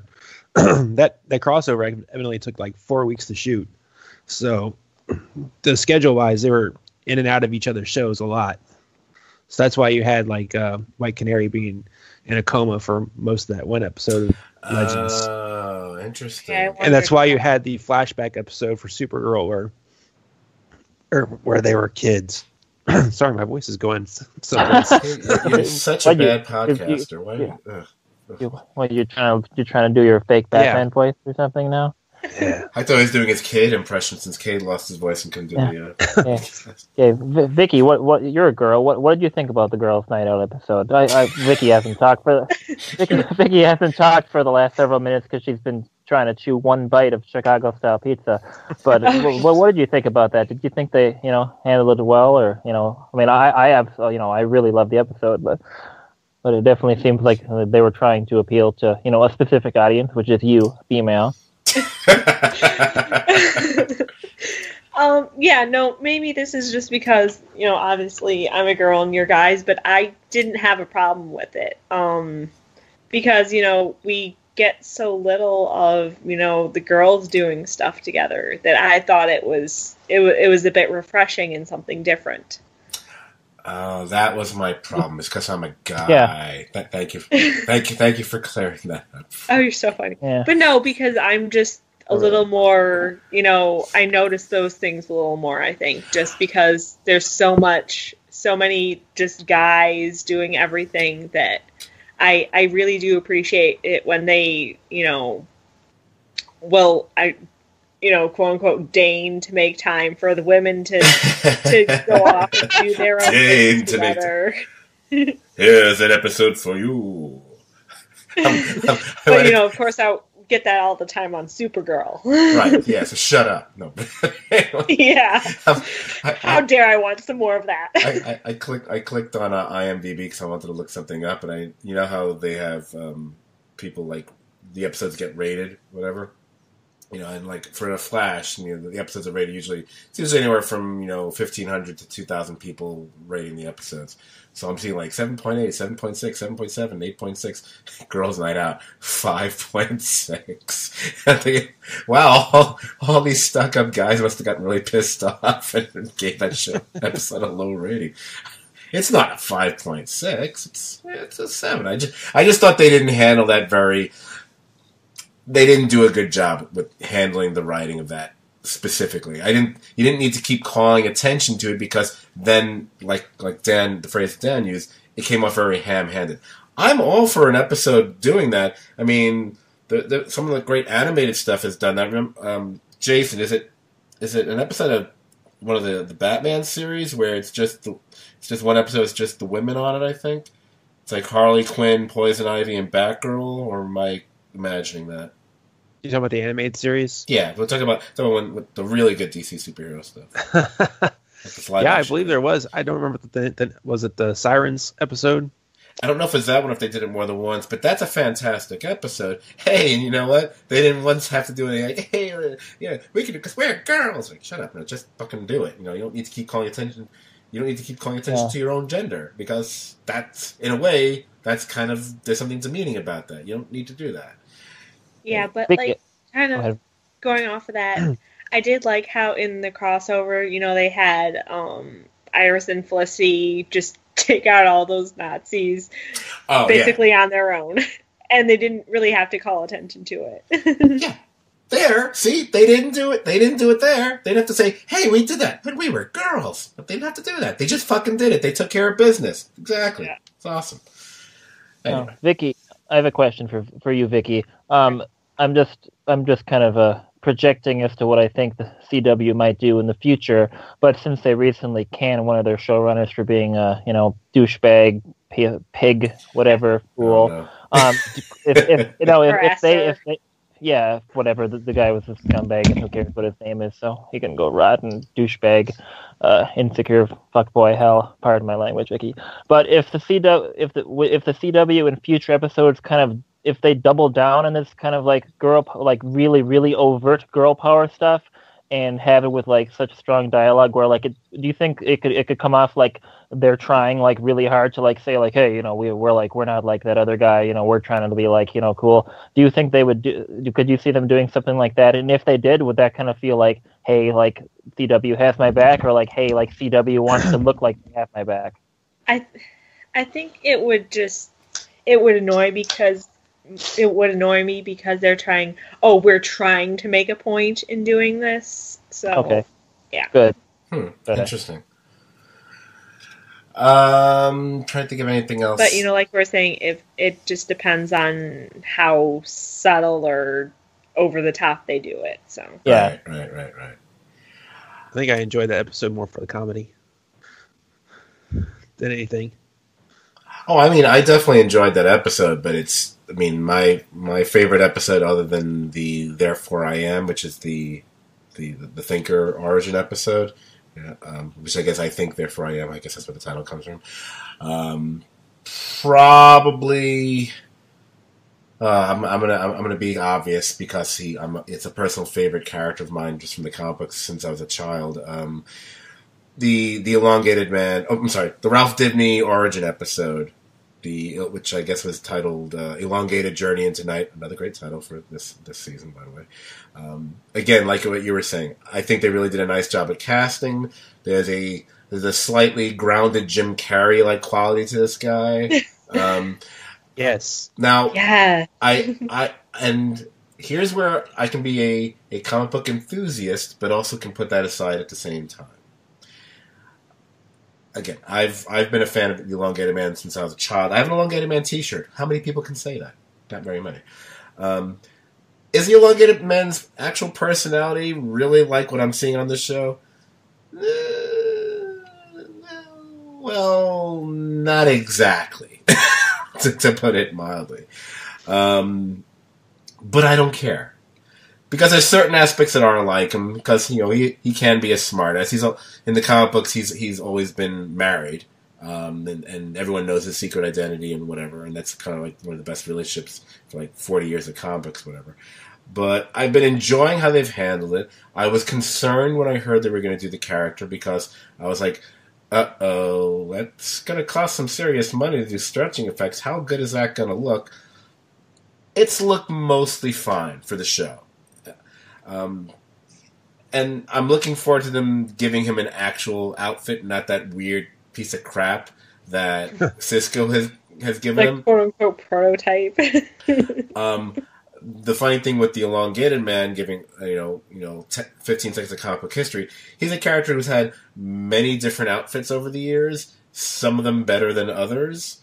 And honestly, his very, very first outfit was kind of stupid. It was kind of a lavender purplish outfit with a dopey mask. Not as bad as the mask at Cisco, which I don't even know what the heck that thing is. It's well, you could come up with good masks for like Arrow, but you can't get that's a Dread Pirate Roberts mask. It's awful, but I believe that they went out of the way to give him a bad looking outfit. I think that was the idea. Like, we're going to make him look as ridiculous as possible, so that way when they do give him like a real cool outfit, it'll look that much better. It's kind of like Spider-Man's outfit in Spider-Man Homecoming, when you see what he came up with for himself as opposed to the actual outfit he gets from Tony Stark or something.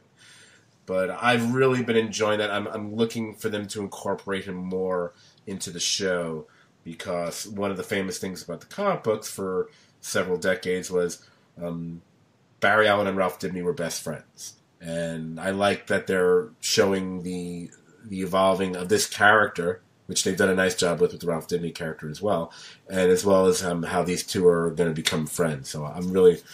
That's been an unexpected joy on the show, because I didn't come into the season knowing that they were going to do Elongated Man.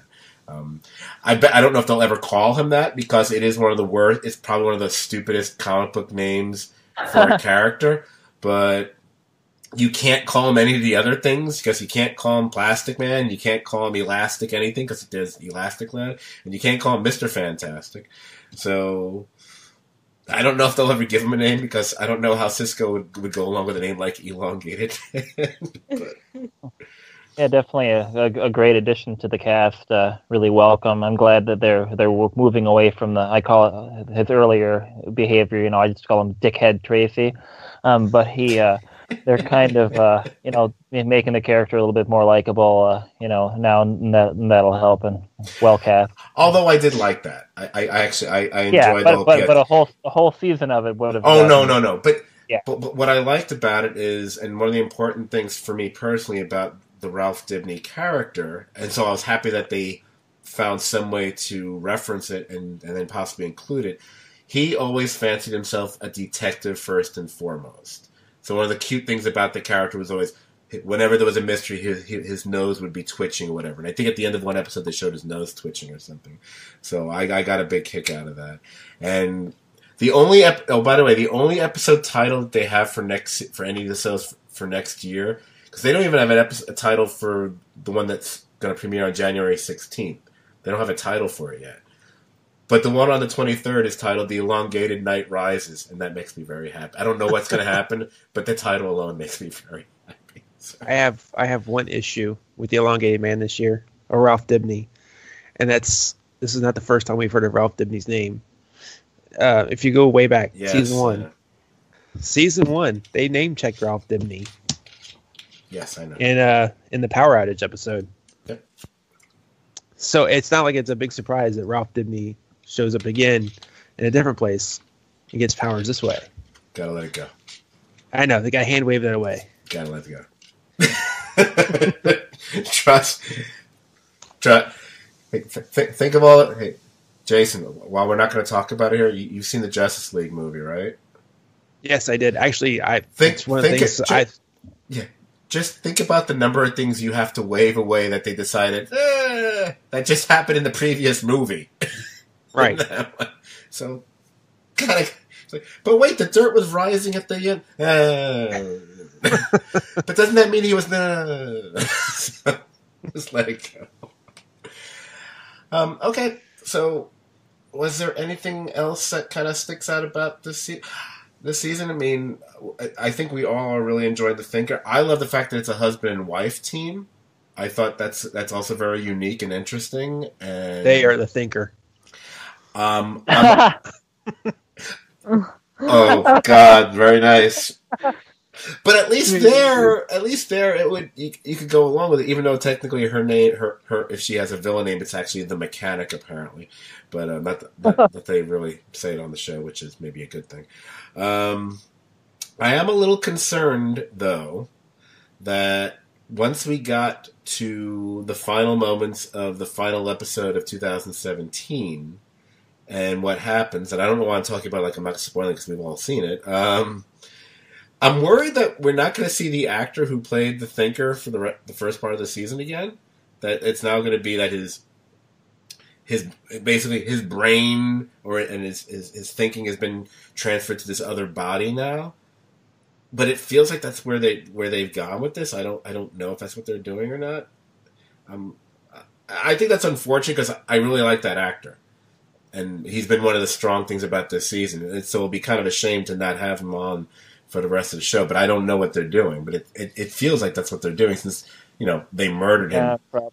So yeah. I mean, I'm sure they'll utilize him in like different sorts of flashbacks or something like that. But I'm hoping they find some interesting way to keep using him somehow.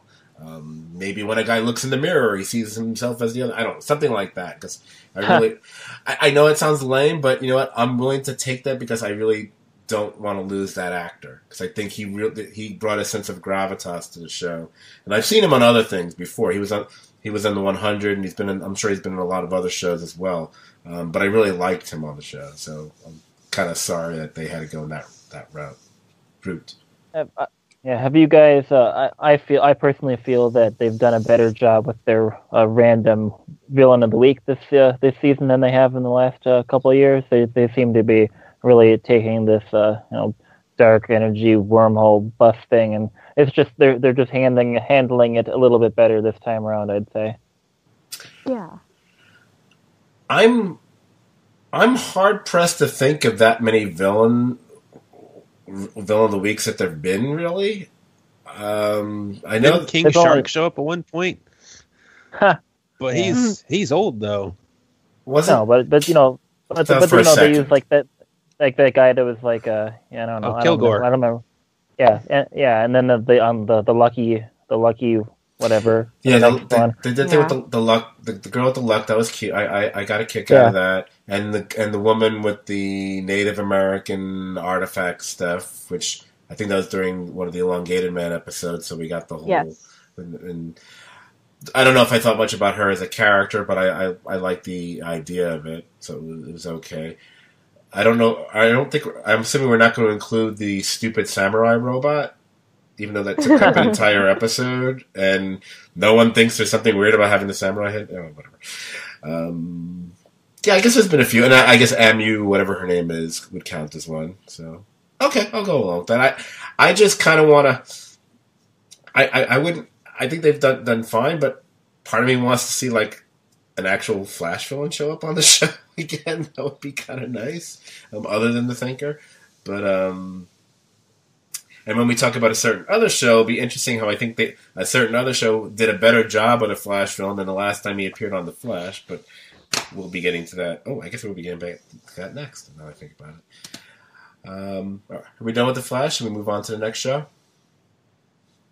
think we can move on. Yeah. This is going to be it. Yep. I totally did jinx the podcast, by the way. I can see that. Yep. Oh, well. Well, you know what? Considering we're covering, about 40 episodes of TV, who cares? Anyway, so with that said, let's move on to Legends of Tomorrow.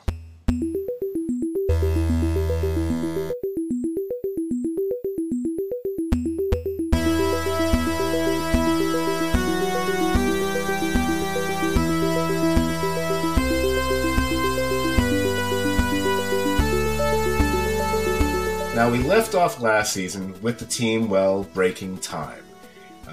This season, we soon find out that Rip Hunter, formerly a Time Master himself, has formed a new organization called the Time Bureau that make like the Men in Black, but instead of dealing with aliens, they fix time anachronisms, leaving the Legends without a job. But soon enough, the heroes are back in the Wave Rider, alternately screwing up and correcting their mistakes, and they also pick up a new member from the year 2042, Zari, whose abilities, due to a mystical amulet, see I can pronounce it correct there, sound not so suspiciously like a character named Isis, but we can't call her that, so her name's Zari.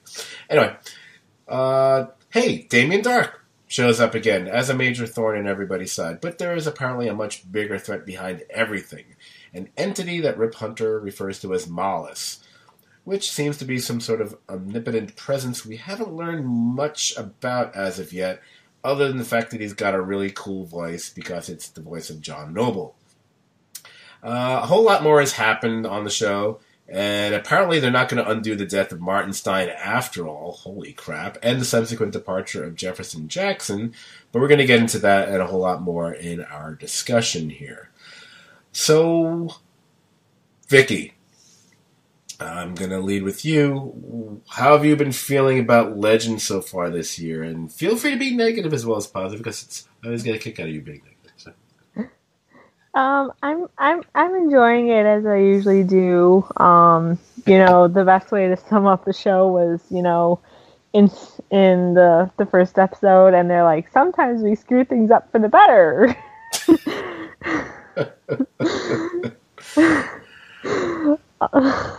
But I mean, I'm enjoying the addition of Zari to the team. I think she brings, different perspective. And then her being the one now that has to adjust to all this wibbly wobbly, timey-wimey stuff. I agree, and something you just said I kind of well agree with is I like the fact that she's a different personality, which can be an issue on the show when we have certain characters whose personalities are a little bit too similar at times. So I like the fact that she's substantially different than Vixen or even Sarah for that matter. So in that sense, I have liked the addition of her character. Yeah, no personality is definitely a different personality. Yeah, I agree. Haha, yeah. That character is as bland as a character can get. I mean, that's like if Vanilla Ice Cream could have just have absolutely no flavor whatsoever. There's just nothing. She just walks around with dead eyes, just not reacting to anything. Maybe it's it sucks to live in the dystopian future and she's burned out, but I just haven't seen much of a sparkle of pretty much anything. Well, if you want to see truly bland bad characters, and I will take you back to season 1, and you can watch a couple episodes with Hawk Girl, and then you realize how really good a character Zari actually is when you have that's your point of comparison. Okay, at least she doesn't have interchangeable personalities or Ray and Nate. Yeah, I don't know what the fuck they're doing with that. They need. I feel like they finally started to very slightly, course correct there. They need to regroup and fix Nate fast, because I'm fine with the way Ray is at this point. I've gotten used to the character. He's had, and that one Ray specific episode was really a great episode, and that was my favorite. That's definitely one of my favorites as well. Nate is supposed to be a smart guy. He's supposed to be a historian who knows things right and left and sideways, and he's played he spent too much time being a goofball and being, like you said, totally interchangeable with Ray. And I was like, why? What's the point of him being here then? There's no point in this character being here if he's not going to be the history guy. Because it made sense. You have a show with characters who are zipping around through time. To have a guy who really knows history really well and an expert made sense, and yet you've hardly made use of that on the show. And it's been really bad. Yeah, and it's a shame because I think the actor has the capability of doing it, because when he was first on the show, I thought I really liked him, and they've just kind of dumbed him down. They have. It's kind of like if you took Cheers, because we'll talk about a great show and one that I know Dan's a big fan of, and you compressed Sam Malone's de-evolution. Instead of being over the course of however many seasons that show is, was it 9, 10 seasons? Cheers was on for a long time, I remember that. But you pushed it all into 2 seasons, where if you watch Cheers, you ever notice how Sam seems a lot smarter in the first season or 2 than he does later on? Or Homer Simpson seems a lot smarter in the first season or 2 of The Simpsons as opposed to the idiot he seems later. They've done that with Hank's character over the course of 6 or 7 episodes. It's wait, I thought he was a smart guy. He's a fucking idiot. Sorry, I didn't mean to curse. Apologize. But I'm trying not to swear also, but this is pretty much a 2017 term. But this season, Nate's just been a fuckboy. That's just what he is. He's just a complete douchebag, trying to bang everything in sight, whining when the girls don't want to bang him. It's just like, dude, go hang out outside of Buffalo Wild Wings and, like, you know, stalk your ex-girlfriend or something. I mean, what the hell? Yeah, because, like, at first he was all mopey and stuff over the Maya thing, and yeah, and he's just taken a turn for the worse. Yeah, they need. That's one character that's in desperate need of being fixed on this show. And then you can define the phrase "fixed" any way you want. Now that I think about it, so, that's a joke for all the pet owners out there who knows what I'm talking about. Anyway, so specific episodes, because I feel the one thing about this show this season compared to, say, last season, I'm not feeling the overall major arc of the show as clearly defined as it was last year. Maybe it's because they had the Great Legion of Doom idea and whatever, and it seemed to, and the whole quest idea, and so you really knew what was going on. And this seems a little bit more, okay, this Moss is actually behind this, but I think Damien Dark is working as an agent on his behalf, but then there's Damien Dark's daughter? Yeah, it's his daughter. And I like Damien Dark on the show. I mean, he works to whatever extent better here than he does on Arrow for sure. Although I have to admit, there's part of me that's actually getting a little tired of Damien Dark. I have to admit, as much as I like the actor, I'm kind of, I don't know if Go ahead. I was actually going to mention that because I'm like, the great thing about his character is he's so good but in small doses, and I feel like we're getting too much of him. I just feel, right, we dealt with him last season, and that was great. The whole Legion of Doom thing with him, Reverse Flash, and blah, blah, blah, and Malcolm doesn't really belong there, Merlin, whatever. That was great. You've got maybe literally hundreds, probably even thousands of villains in the DC universe you could choose from. You really needed to go with Damien Dark again? You couldn't have come up with a new character and there's so many you could have used. So, I mean, and I don't care about, and Sarah's still kind of pissed off about him killing her sister, and they keep having to reference that over and over. Like, yeah, we get it. Whatever. Yeah. Again, dealt with last season, you know? I still think he makes a better Odin than Anthony Hopkins, though. Oh, gosh. Wah, wah. This is the third year of Damien Dark, and it is time to give him a rest. Yeah. Since we have an Arrow too. Yeah. Now, however, we already mentioned the 80s episode with Ray as a child, with the whole, riffing on E.T. and everything else, and that was really, I was legitimately shocked by how much I liked that episode. There's so many good lines. The quotes section is hilarious. The quotes, because this show is not, they're a little bit too obvious or over the top with when they reference other things, but I thought they did a better job in that episode than they normally do, as far as all the different shows and things that they were referencing. And the stuff with Ray and Ray's mom, I know what you were saying about the character, and you're not wrong about that, but I will give a pass for that episode, because that was legitimately one of the funniest things I've ever seen on this show. The stuff with Ray, his mom, and I guess it was Nate, whatever, and I was like going, wow, this show just took a turn, which I find delightful and kind of creepy all at the same time. But it was really funny.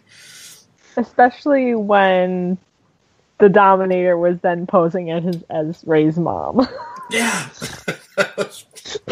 And I was like, wait, the Dominators could do that? They should have done more of that in the crossover. Dominators would have been a lot much more interesting than they ever were on the other shows. But, oh my gosh, Grodd in Vietnam, people.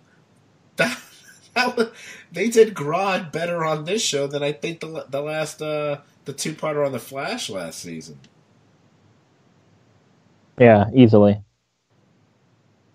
And I suspect they'll use him well at some point in the future. Well, yeah, because they reference the fact that obviously he's still alive, but whatever.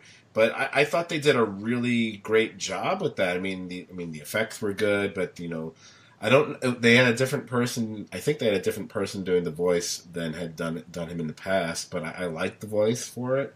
I like the idea behind it. I love the idea of it being in Vietnam. I thought that was another really good episode. Yeah, that was a very good one. Of course, everything is kind of merging and getting fuzzy in my mind. Did Vixen actually think that she could try and connect with Grodd because he's a gorilla, or am I just imagining that happen? Yeah, no, she Yep. kind of, she tried to, yeah. Vixen's not that smart after all. No, Grodd is Grodd. Grodd's not. That's... Okay, she doesn't know about, she doesn't really know about Grodd, so cut her a little slack, and she thinks animal, so she's going to try it. She can control all animals. Right. Does she not know at that point that it's an animal who's also basically has mind control and is talking to them telepathically already at this point? Because it's a little different than your average, cheetah or giraffe or whatever. But okay, I wasn't mad about it. I just thought that this isn't going to end well. But of course, if this had been a comic book, Grodd just would have crushed her head and been done with it. But we couldn't go there in this show. But I really thought the Grodd stuff was good. And one of the things I think we've made fun of on this show, Dan has done it especially well, if I recall, has been their ransacking of the Canadian Community theaters, community theaters and dinner theaters, whatever.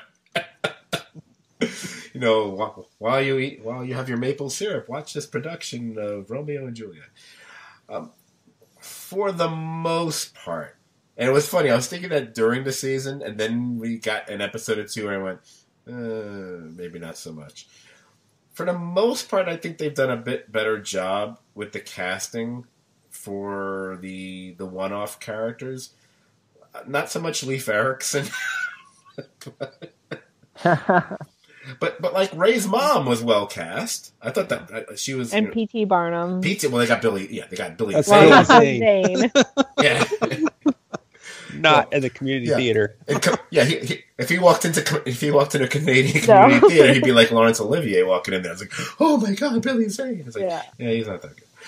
But I know the Psych fans would be happy with that one.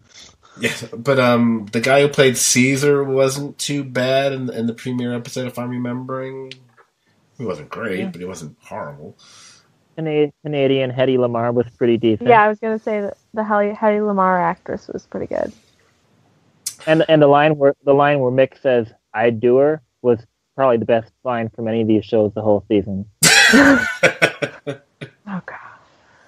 I wanted someone to say the name is Headley. But thank you, Blazing Saddles. Thank you, Jason. Thank you. I'm trying to think if there's anything else that really stood. I mean, I'm hoping we get a little bit more. Obviously, we're going to get more with the whole Mollis thing and really explain what the heck is going on. But for me, that's. I think it's all connected to each one of the legends, right? I mean, hasn't each episode connected to the legends in some way? Yeah, they've been pointing out that every time they travel somewhere, they encounter some early relative or whatever you want to call it of themselves, which is, has gone from being a coincidence to, okay, there's something going on here because it's happened with all of them. So, obviously there's something going on there. Bebo, the God of War, that was pretty cool. I mean, I almost wish that they because I know it would have been part of the Muppets. Does Disney own the Muppets now? Yes. So Disney basically owns everything, right? Okay. Just about. Yeah, Muppets, Star Wars, Marvel. Okay, whatever. It's too bad because obviously we know that should have been Tickle Me Elmo, which would have been that much better. But I love the ridiculousness of the whole Bebo, the God of War episode. That was pretty awesome. It was. Just trying to think if there was any other really noteworthy ones. I will say we've gotten the closest we'll get probably to having Wonder Woman on the show with at the end of the Heidi Lamar, Helen of Troy, they drop off Helen and Themyscira. Yes, a huge Wonder Woman shout out with Themyscira. So yeah, it's probably as close as we're gonna get to that. But yeah, it was still nice. I appreciate it. I enjoyed Nate saying this is a time machine in the Phone Home episode where he's with the DeLorean. Yeah. And they've definitely had some fun with some of the titles. I mean, Helen Hunt being the name of the episode with Helen of Troy was good. Even though I spent the whole episode wondering, is there any way that Helen Hunt might actually show up in this episode or not? She clearly didn't. Whatever. But I've definitely been enjoying it. So, and it sounds like we all are. I just think they need to figure out Nate's character, figure out what they're going to do now that they don't have. I guess they're not going to have Firestorm on the show at all now. Oh yeah, Firestorm's gone. So ticked off about that. But having Earth X Citizen Cold replace him, should have some interesting possibilities. Oh, that's just temporary though. Is he staying? I guess he is staying. At least for now. At least for the season. Yeah. Yeah. Having this different personality or iteration of Snart is just a delight. His interactions with Mick especially have been very funny. So, and I like when we actually found out the story behind his version of Mick, and that was because it was very funny. That it gave it just a little touch of a little bit of pathos there. Yeah. Mick has been a goddamn treasure this year. Oh, hey, what? Was I crazy, or maybe it was in the crossover? Did Captain Cole use his gun and actually freeze something? That actually happened. It was in the crossover. He froze one thing. Everything else it didn't seem to do that to, but which annoys me. Like, it's a cold gun. Everything it should touch should freeze. Why does it never freeze anything? Kind of like Mick's gun rarely seems to set anything on fire. But I'm sorry to see Firestorm go because obviously I love the idea of Firestorm, but on the other hand, since all Firestorm ever seemed to do on this show was when he was Firestorm was throw fireballs, I'm like, okay, that's like having Superman on the show and all he does is use his heat vision and nothing else. So in that sense, the comic book side of me is like, yeah, it's okay. Without telling me for sure. Jason, since I know you like to be spoiled, don't tell me for. Are they adding any other heroes to the show or not? Funny you should mention that. Okay, that's all. Okay, that's all. I did happen to read. I did happen to read part of an interview. No, that's all. No. You already said enough. There's no way he's going to do this with any subtlety. You've hinted at kind it. Of like, yeah. Mm-hmm. Hush, hush.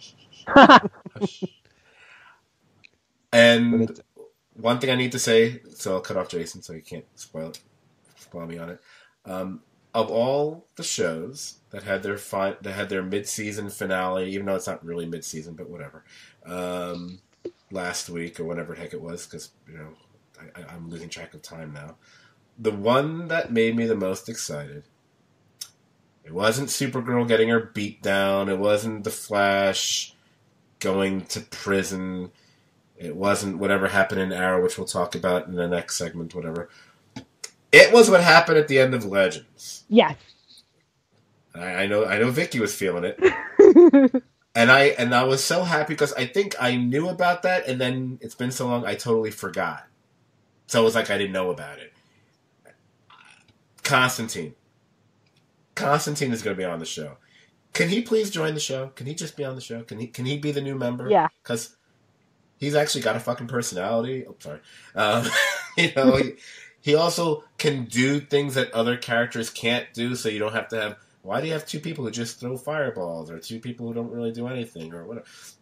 I know that's not what's going to happen. I know it's probably just going to be in one episode or something, but I was so excited to see Matt Ryan show up at the end of that episode and have Constantine there.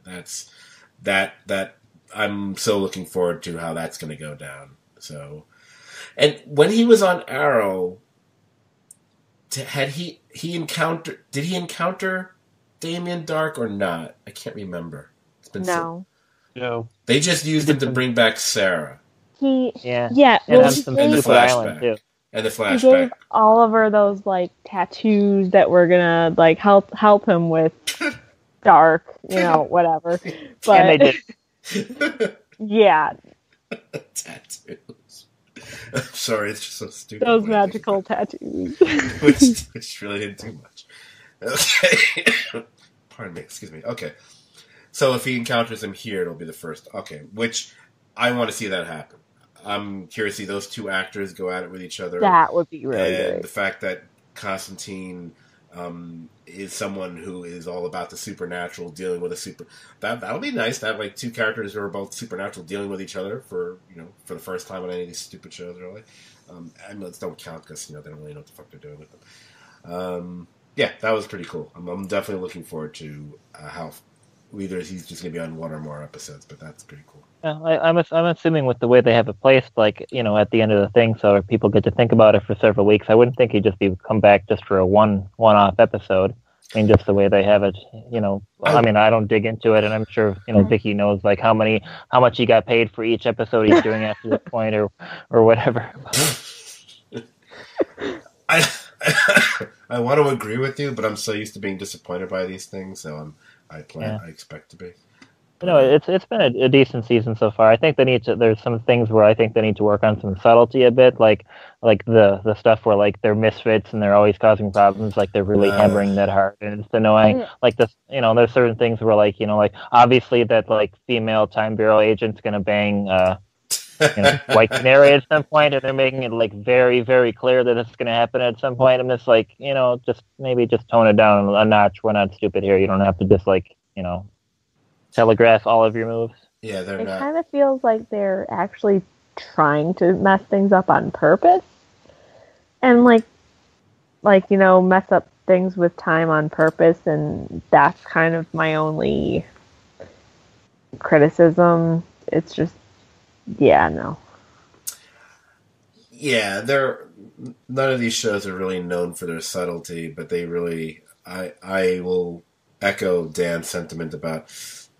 I don't mind them screwing up occasionally here and there, but making that kind of their modus operandi is kind of ridiculous because it's just it takes it to an extreme where they're just lovable losers who keep screwing things up, and then maybe we can fix it after. That's I don't know. It's them saying that that's the We're the Flash of Legends of Tomorrow. And meanwhile, he's not screwing things up anymore. What the hell is going on over there? He's not mopey. He's not. It'll be interesting the next time we podcast, and who knows when that'll be. But the one thing that we didn't mention about the Flash was, at least I don't think we did, was the improvement in the Flash, like Barry Allen himself, and not being the total, so far at least, not being the total schmuck that he had been for the past 2 seasons at least. So instead, they're all schmucks on this show instead. So whatever. Okay. Should we move on to our final show? See if we can clock this in under 3 hours. Yeah, sounds good. Let's go for it. All right, so let's aim for the bullseye with Arrow.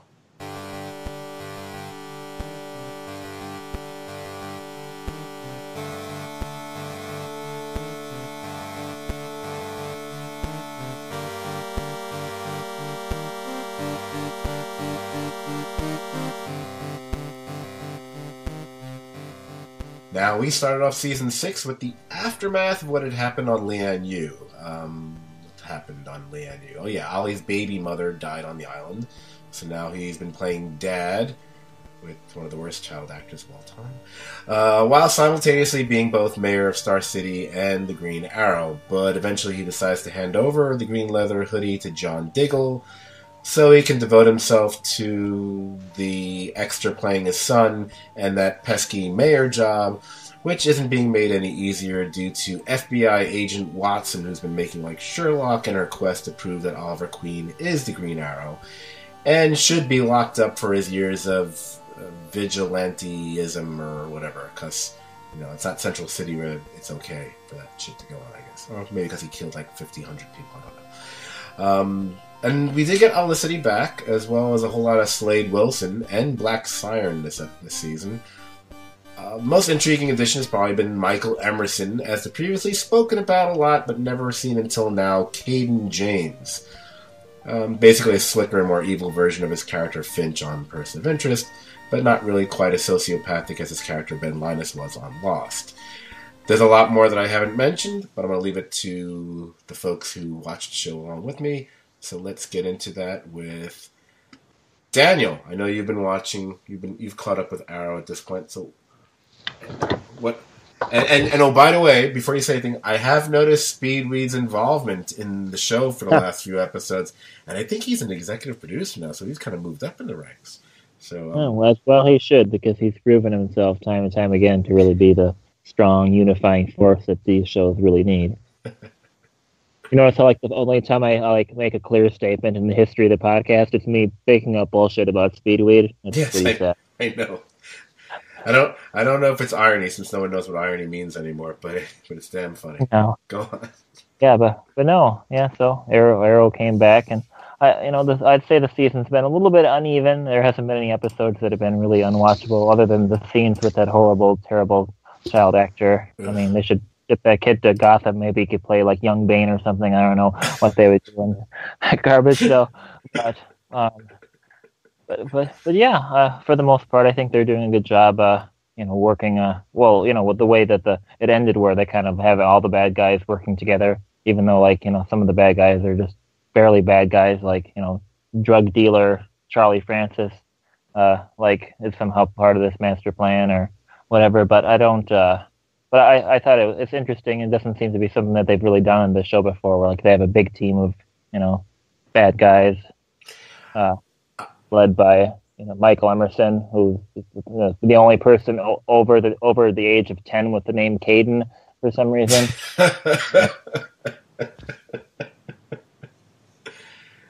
Nice. Charlie Francis, is that the character he was on Fringe? Yeah. Okay, I'm trying to figure out which one you were referencing. For people like me, he'll always be Miguel from Oz. So, which is probably. Oh, he was on Band of Brothers too. Band of Brothers. Yeah. He's done. Dude's done a lot of good stuff, and now he's on Arrow. Poor guy.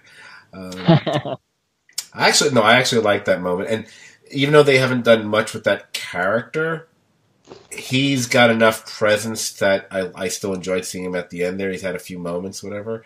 Right. That it's the guy next to him who hasn't done anything. It's like, you've had a couple lines. I don't even know what the point of view is.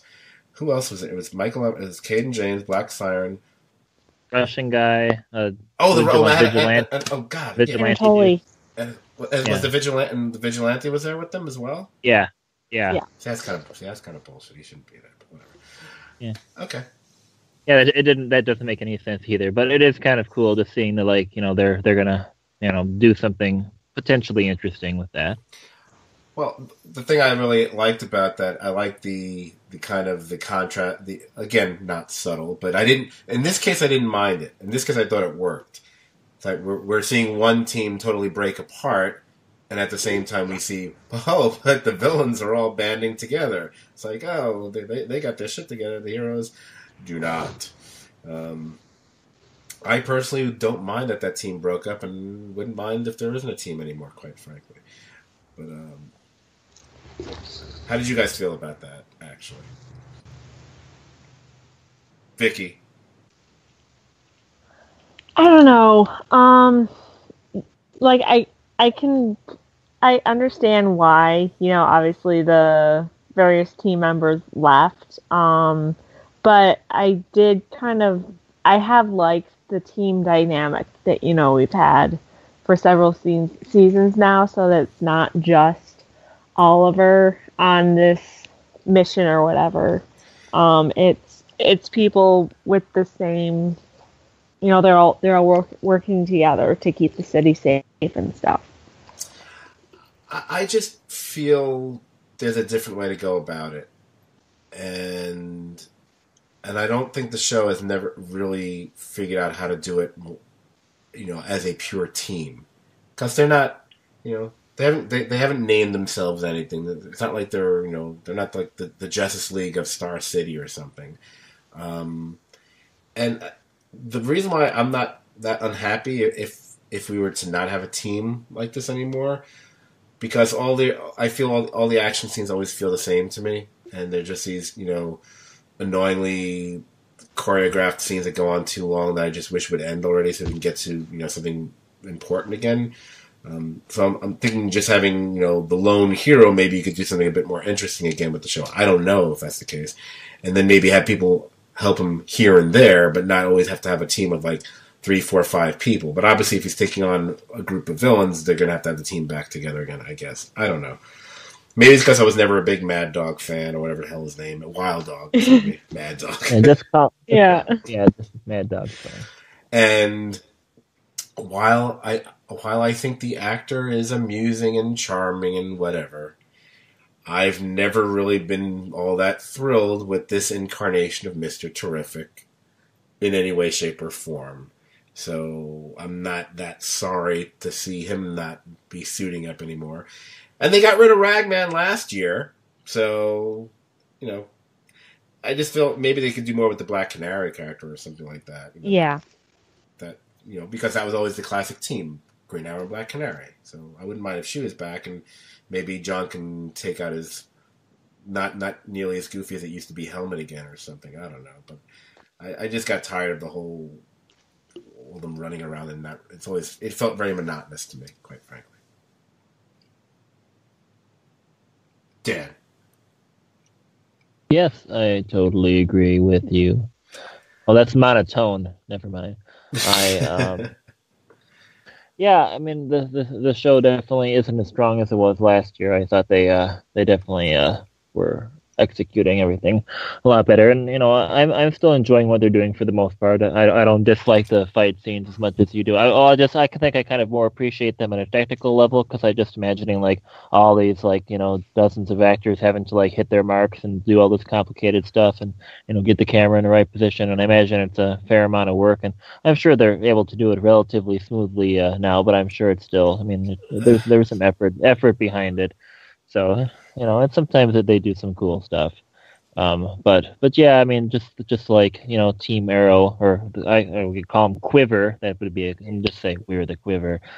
I don't know, I don't know if I'm a huge fan of the team, or if I really want to see this, them come back together. The 3 lesser characters are all kind of, just not super appealing. It's too bad Ragman's not around anymore. They're just kind of, it's kind of like what you were saying, which I didn't necessarily agree with about Zari, about Legends. I kind of agree with you. Like, I don't find them very interesting. That's all. It's not that they're bland. I'm just not that interested in them. I'm sorry. I just don't like the fight scenes. I think they're very poorly shot and choreographed, and they just. I'd rather watch the fight scenes in an old Batman TV episode, which I think were done better than these. They're just not. There's never anything that interesting with them, and it bothers me that they can't do better. Plus, Green Arrow, he should be shooting cool arrows and not just, hitting people with his bow still after fucking 6 seasons, which still annoys me to know tomorrow. Like, I don't know. I read the comic for 40 years. I don't think I ever saw him hit someone with his bow once. On this show, that's all he does. He hits people with his bow more than he shoots arrows for some reason. I think I agree that it's been an uneven season. I think what I've liked about it is the things that have been good have really stood out for me, and having Michael Emerson join the cast has been a lot of fun. The stuff with Black Siren and her dad, whatever, I've kind of enjoyed that. Katie Cassidy is much more appealing as a villain than she ever was as a good guy, so to speak, on this show, or whatever we call her before. And I actually liked, for the most part, I like the Slade Wilson stuff, or maybe it's because I just like seeing Slade Wilson back on the show. Yeah. His son's a total tool, but it's nice to have him back. Yeah. So I enjoyed that stuff.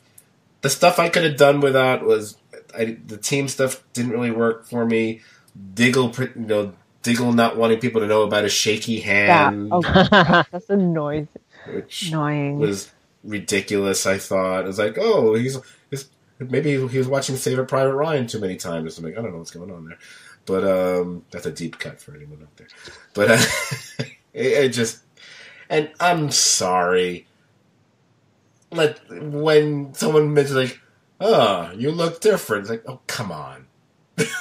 It's bad. It's bad enough we have to have the bullshit of people don't recognize people because there's a little bit of shadow on their face or something. And I was like, yeah, he's a different size, he's a different width, and he's black. Yeah, he looks a little different. Assholes. But At this point, I kind of wish that Billy Joel was near the particle accelerator explosion because I think he'd be a good member of the team. Maybe he would have been singing a song I actually like more. He'd be real music master now. How does Diggle's wife not ever notice the problem he was having all this time? How oblivious, they Yeah. break stupid shit. Oh yeah, Of course, they barely use her as it is, so I mean. Which is sad because 36-year-old Dan finds her more attractive than he finds Felicity now. So bring back Diggle's wife.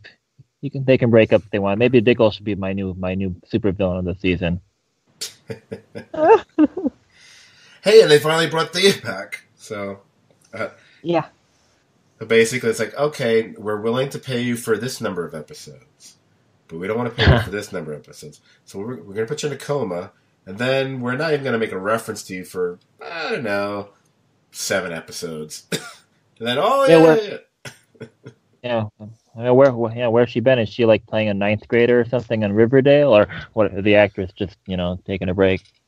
I don't know what if there's a specific reason beyond saving money, but there might have been something more going on with her that I'm not aware of. I haven't looked up her IMDb page, but I can't imagine her showing up anywhere else. No offense to the actress, but come on.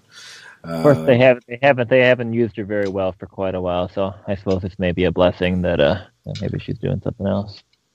Yeah, I'm trying to remember when they actually did use her. I guess some of the stuff with her and her dad was all right, so that was okay. I'm remembering all the really bad Thea stuff right now for some reason. Like they made a reference. She makes a reference to hooking up with a DJ, and I remember that episode. Yeah. It's like, oh my god, I hated that episode so much.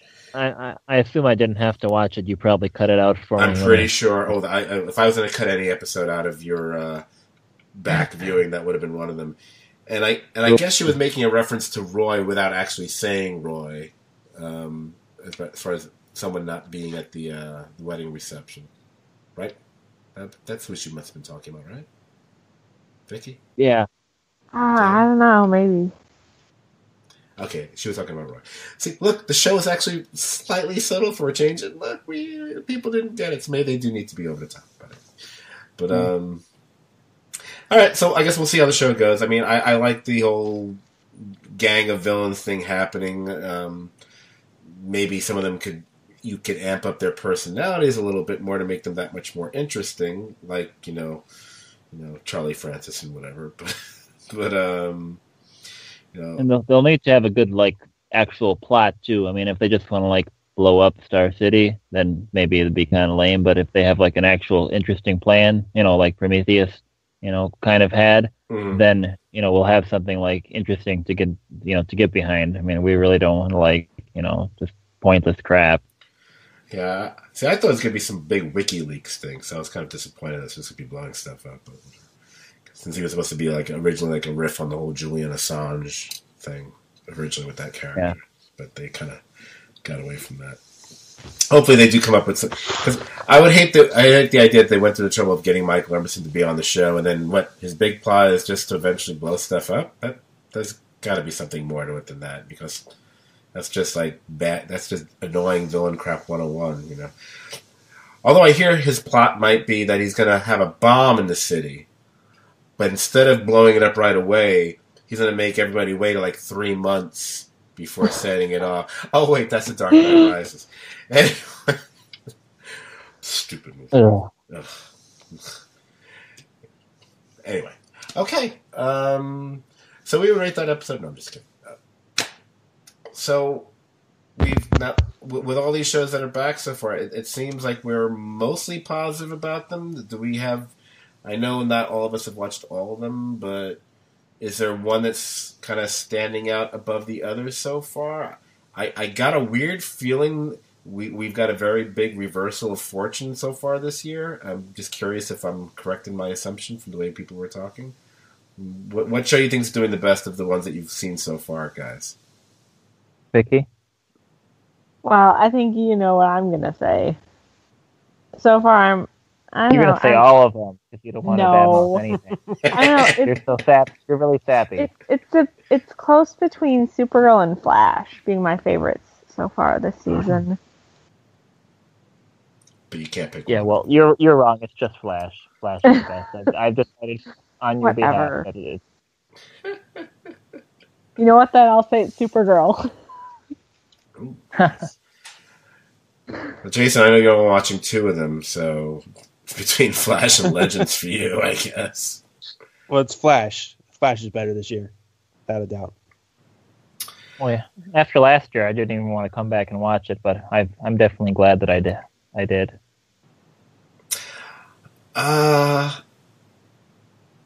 I'm kind of a little bit in Vicky's camp torn. I mean, for me, it was between Flash and Supergirl. Although, I mean, there've been some really great episodes of Legends, but just overall storyline, I'm liking the other 2 better. I'm probably gonna go. I'm gonna give the Flash a nod only because of Dibney, and the potential for them doing more with him. So I'll probably put the Flash slightly ahead, but it's shockingly close. And considering that's fine. That's good because I win and Vicki loses. So thank you. Whatever.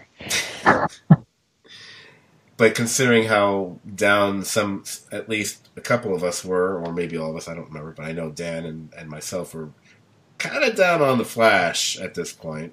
So it is nice that they didn't lie. It's not a speedster, and except for the stupid Team Flash crap, and I don't know what to do about Wally. Let's just write him out. They never seem to know what to do with Wally, by the way, on the show. So, and then he disappears again. Why is he not there for Christmas? Why did he leave again? That doesn't make any sense. Because they didn't want to pay the actor. Same with Gypsy. Yeah, Gypsy. Well, but at least they got a good joke in there. So, even though they should have went a little bit further with it, but whatever. That was a good joke. I forgot about that. That's not a rejection, but no. That was pretty good.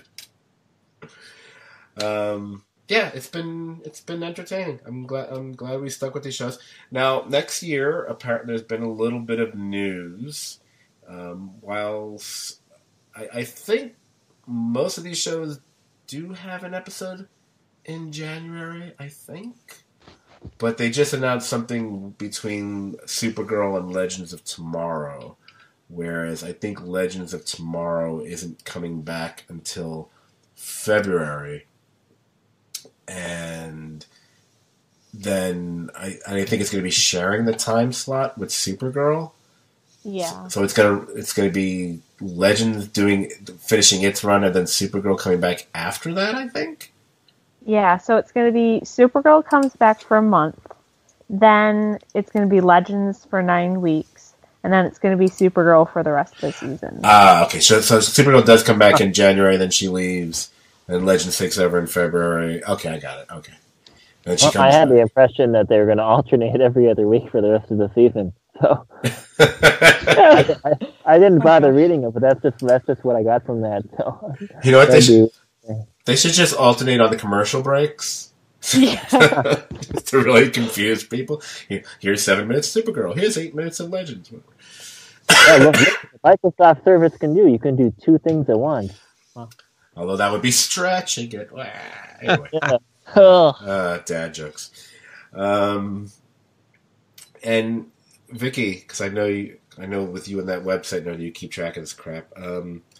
So are they still sticking to the idea that the new show is premiering in January, Black Lightning, also based on a unfortunately named DC superhero character, but that's not part of this universe in any way? Are they sticking to that? As far as I know, yeah, and it looks like Black Lightning will actually be taking over, what was it, the time slot that Legends had. Right, yeah. I'm assuming what they're going to do is have Black Lightning in that time slot and finish, and I'm sure it's going to have a limited episode run because it's not premiering until January, and probably when that finishes, then they'll probably bring back like iZombie, and that'll probably be in that time slot after that, since it's usually on Tuesday nights. I'm betting that's what they do. I don't know. But I'm annoyed that they're going to have a DC superhero show, and they're like, oh, but it won't be part of this. Like, why?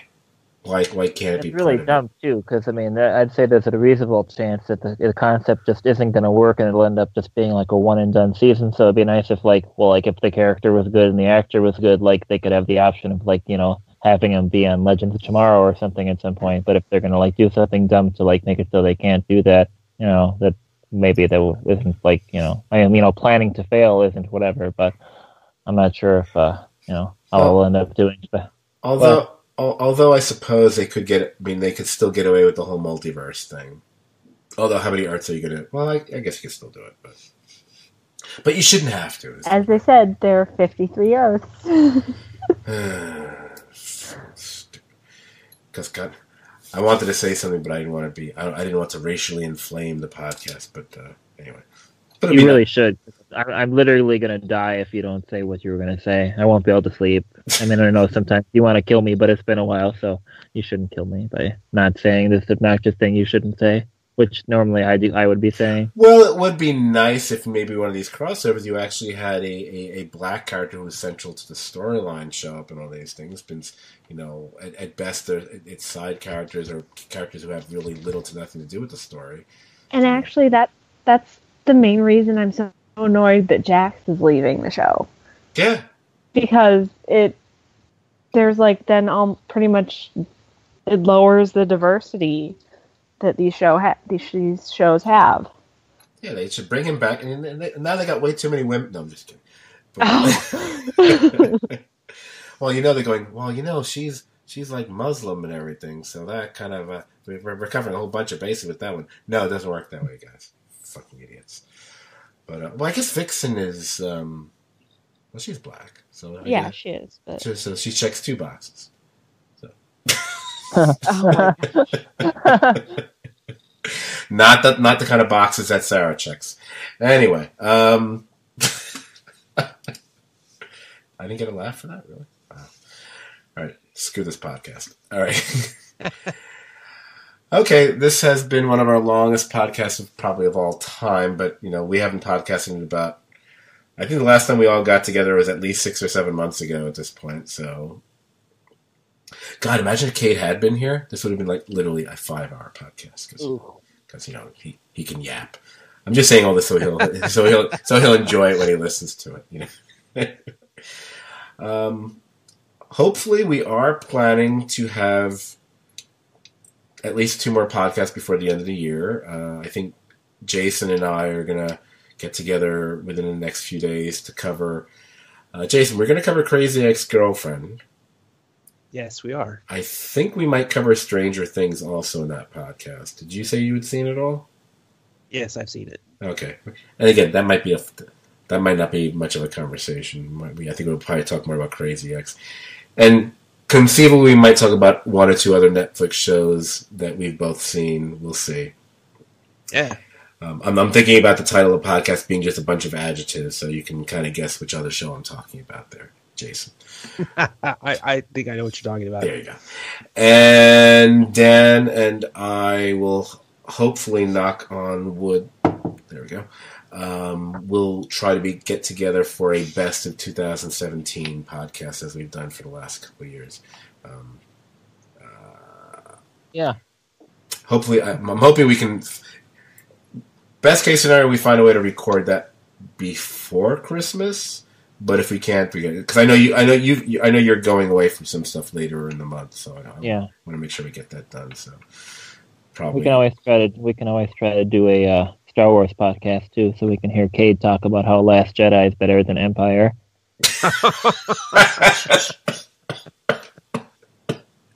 Stop making me cough. It's too funny. Yeah, we could try. That might not be a bad idea as well. Okay, so if you were able to get through these last 2.5+ hours and you enjoyed this podcast, chances are you will also enjoy hanging out on our Facebook page. You can track us down on Facebook. We're the Serious TV Drama Podcast. Like the page, join the page, and join the conversation about any number of TV shows, not just the 4 or however many we just talked about on this episode. You can also find us on iTunes and subscribe to our feed. Again, it's the Serious TV Drama Podcast. You can subscribe to our feed there. Hey, you can also rate and review us there. We've had the same number of ratings and reviews for like 2 years now, it seems. So it'd be nice if we got, what? We've been at 39 ratings for a while. It kills me that we can't get 40. Kills me. Anyway. And what's the other thing we mentioned? Can't remember what I do. It's been so long. Episode number 193. It's episode 193, thank you. Is there something else I say? Oh, Twitter. We talk about Frasier. We got to talk about Frasier quick also. Well, yeah, we're gonna handle that in a sec. Some show was just making fun of Frasier in a really funny way the other day. Oh! Was that Mr. Robot?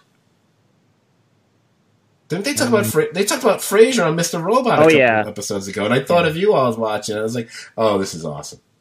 Yeah. I really enjoyed that a lot. Oh, but anyway, you can also follow us on Twitter. Our Twitter handle is, it's been so long, what is it?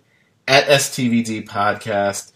At STVD as in Serious TV Drama Podcast. And Vicki, you're still working, but you don't get paid. Is it working? Is it called? I get paid in passes and, Oh, you mean that sort of thing. You mean like people making passes at you and shit? No, convention passes and such. Oh, because I'm press. Oh, well, we're impressed. What's the what's it called again? PopCultHQ.com. Okay. We want to make sure that they have, at least as many readers as we have listeners, which, how sad that can be. No, I'm kidding. I'm sure they have way more readers than we have listeners. So it was great getting back together with you guys again. Apologies if I coughed a few times. I didn't hit the mute button. But Dan, I'll try. Dan, be glad that you don't. It's not the old days where we need to cut an hour out of this out, because it's gonna be a monster. But it'll give people. Hey, it's been a couple months since our last podcast, so it'll give people stuff to listen to for a week. Yeah, if they're running a marathon or something, yeah. Yeah, well. Exactly. Right. So Vicki will get to listen to it then. There you go. Yeah. Yeah, I can. It'll last throughout the span of one of my workouts. It'll last the amount of time the amount of sleep I get every night. Okay, so it was great hearing you guys again, and until next time, I'll start the round of goodbyes and say good night, everybody. Good night. Good night. It was great to be back. Merry Christmas, Seattle. We love you.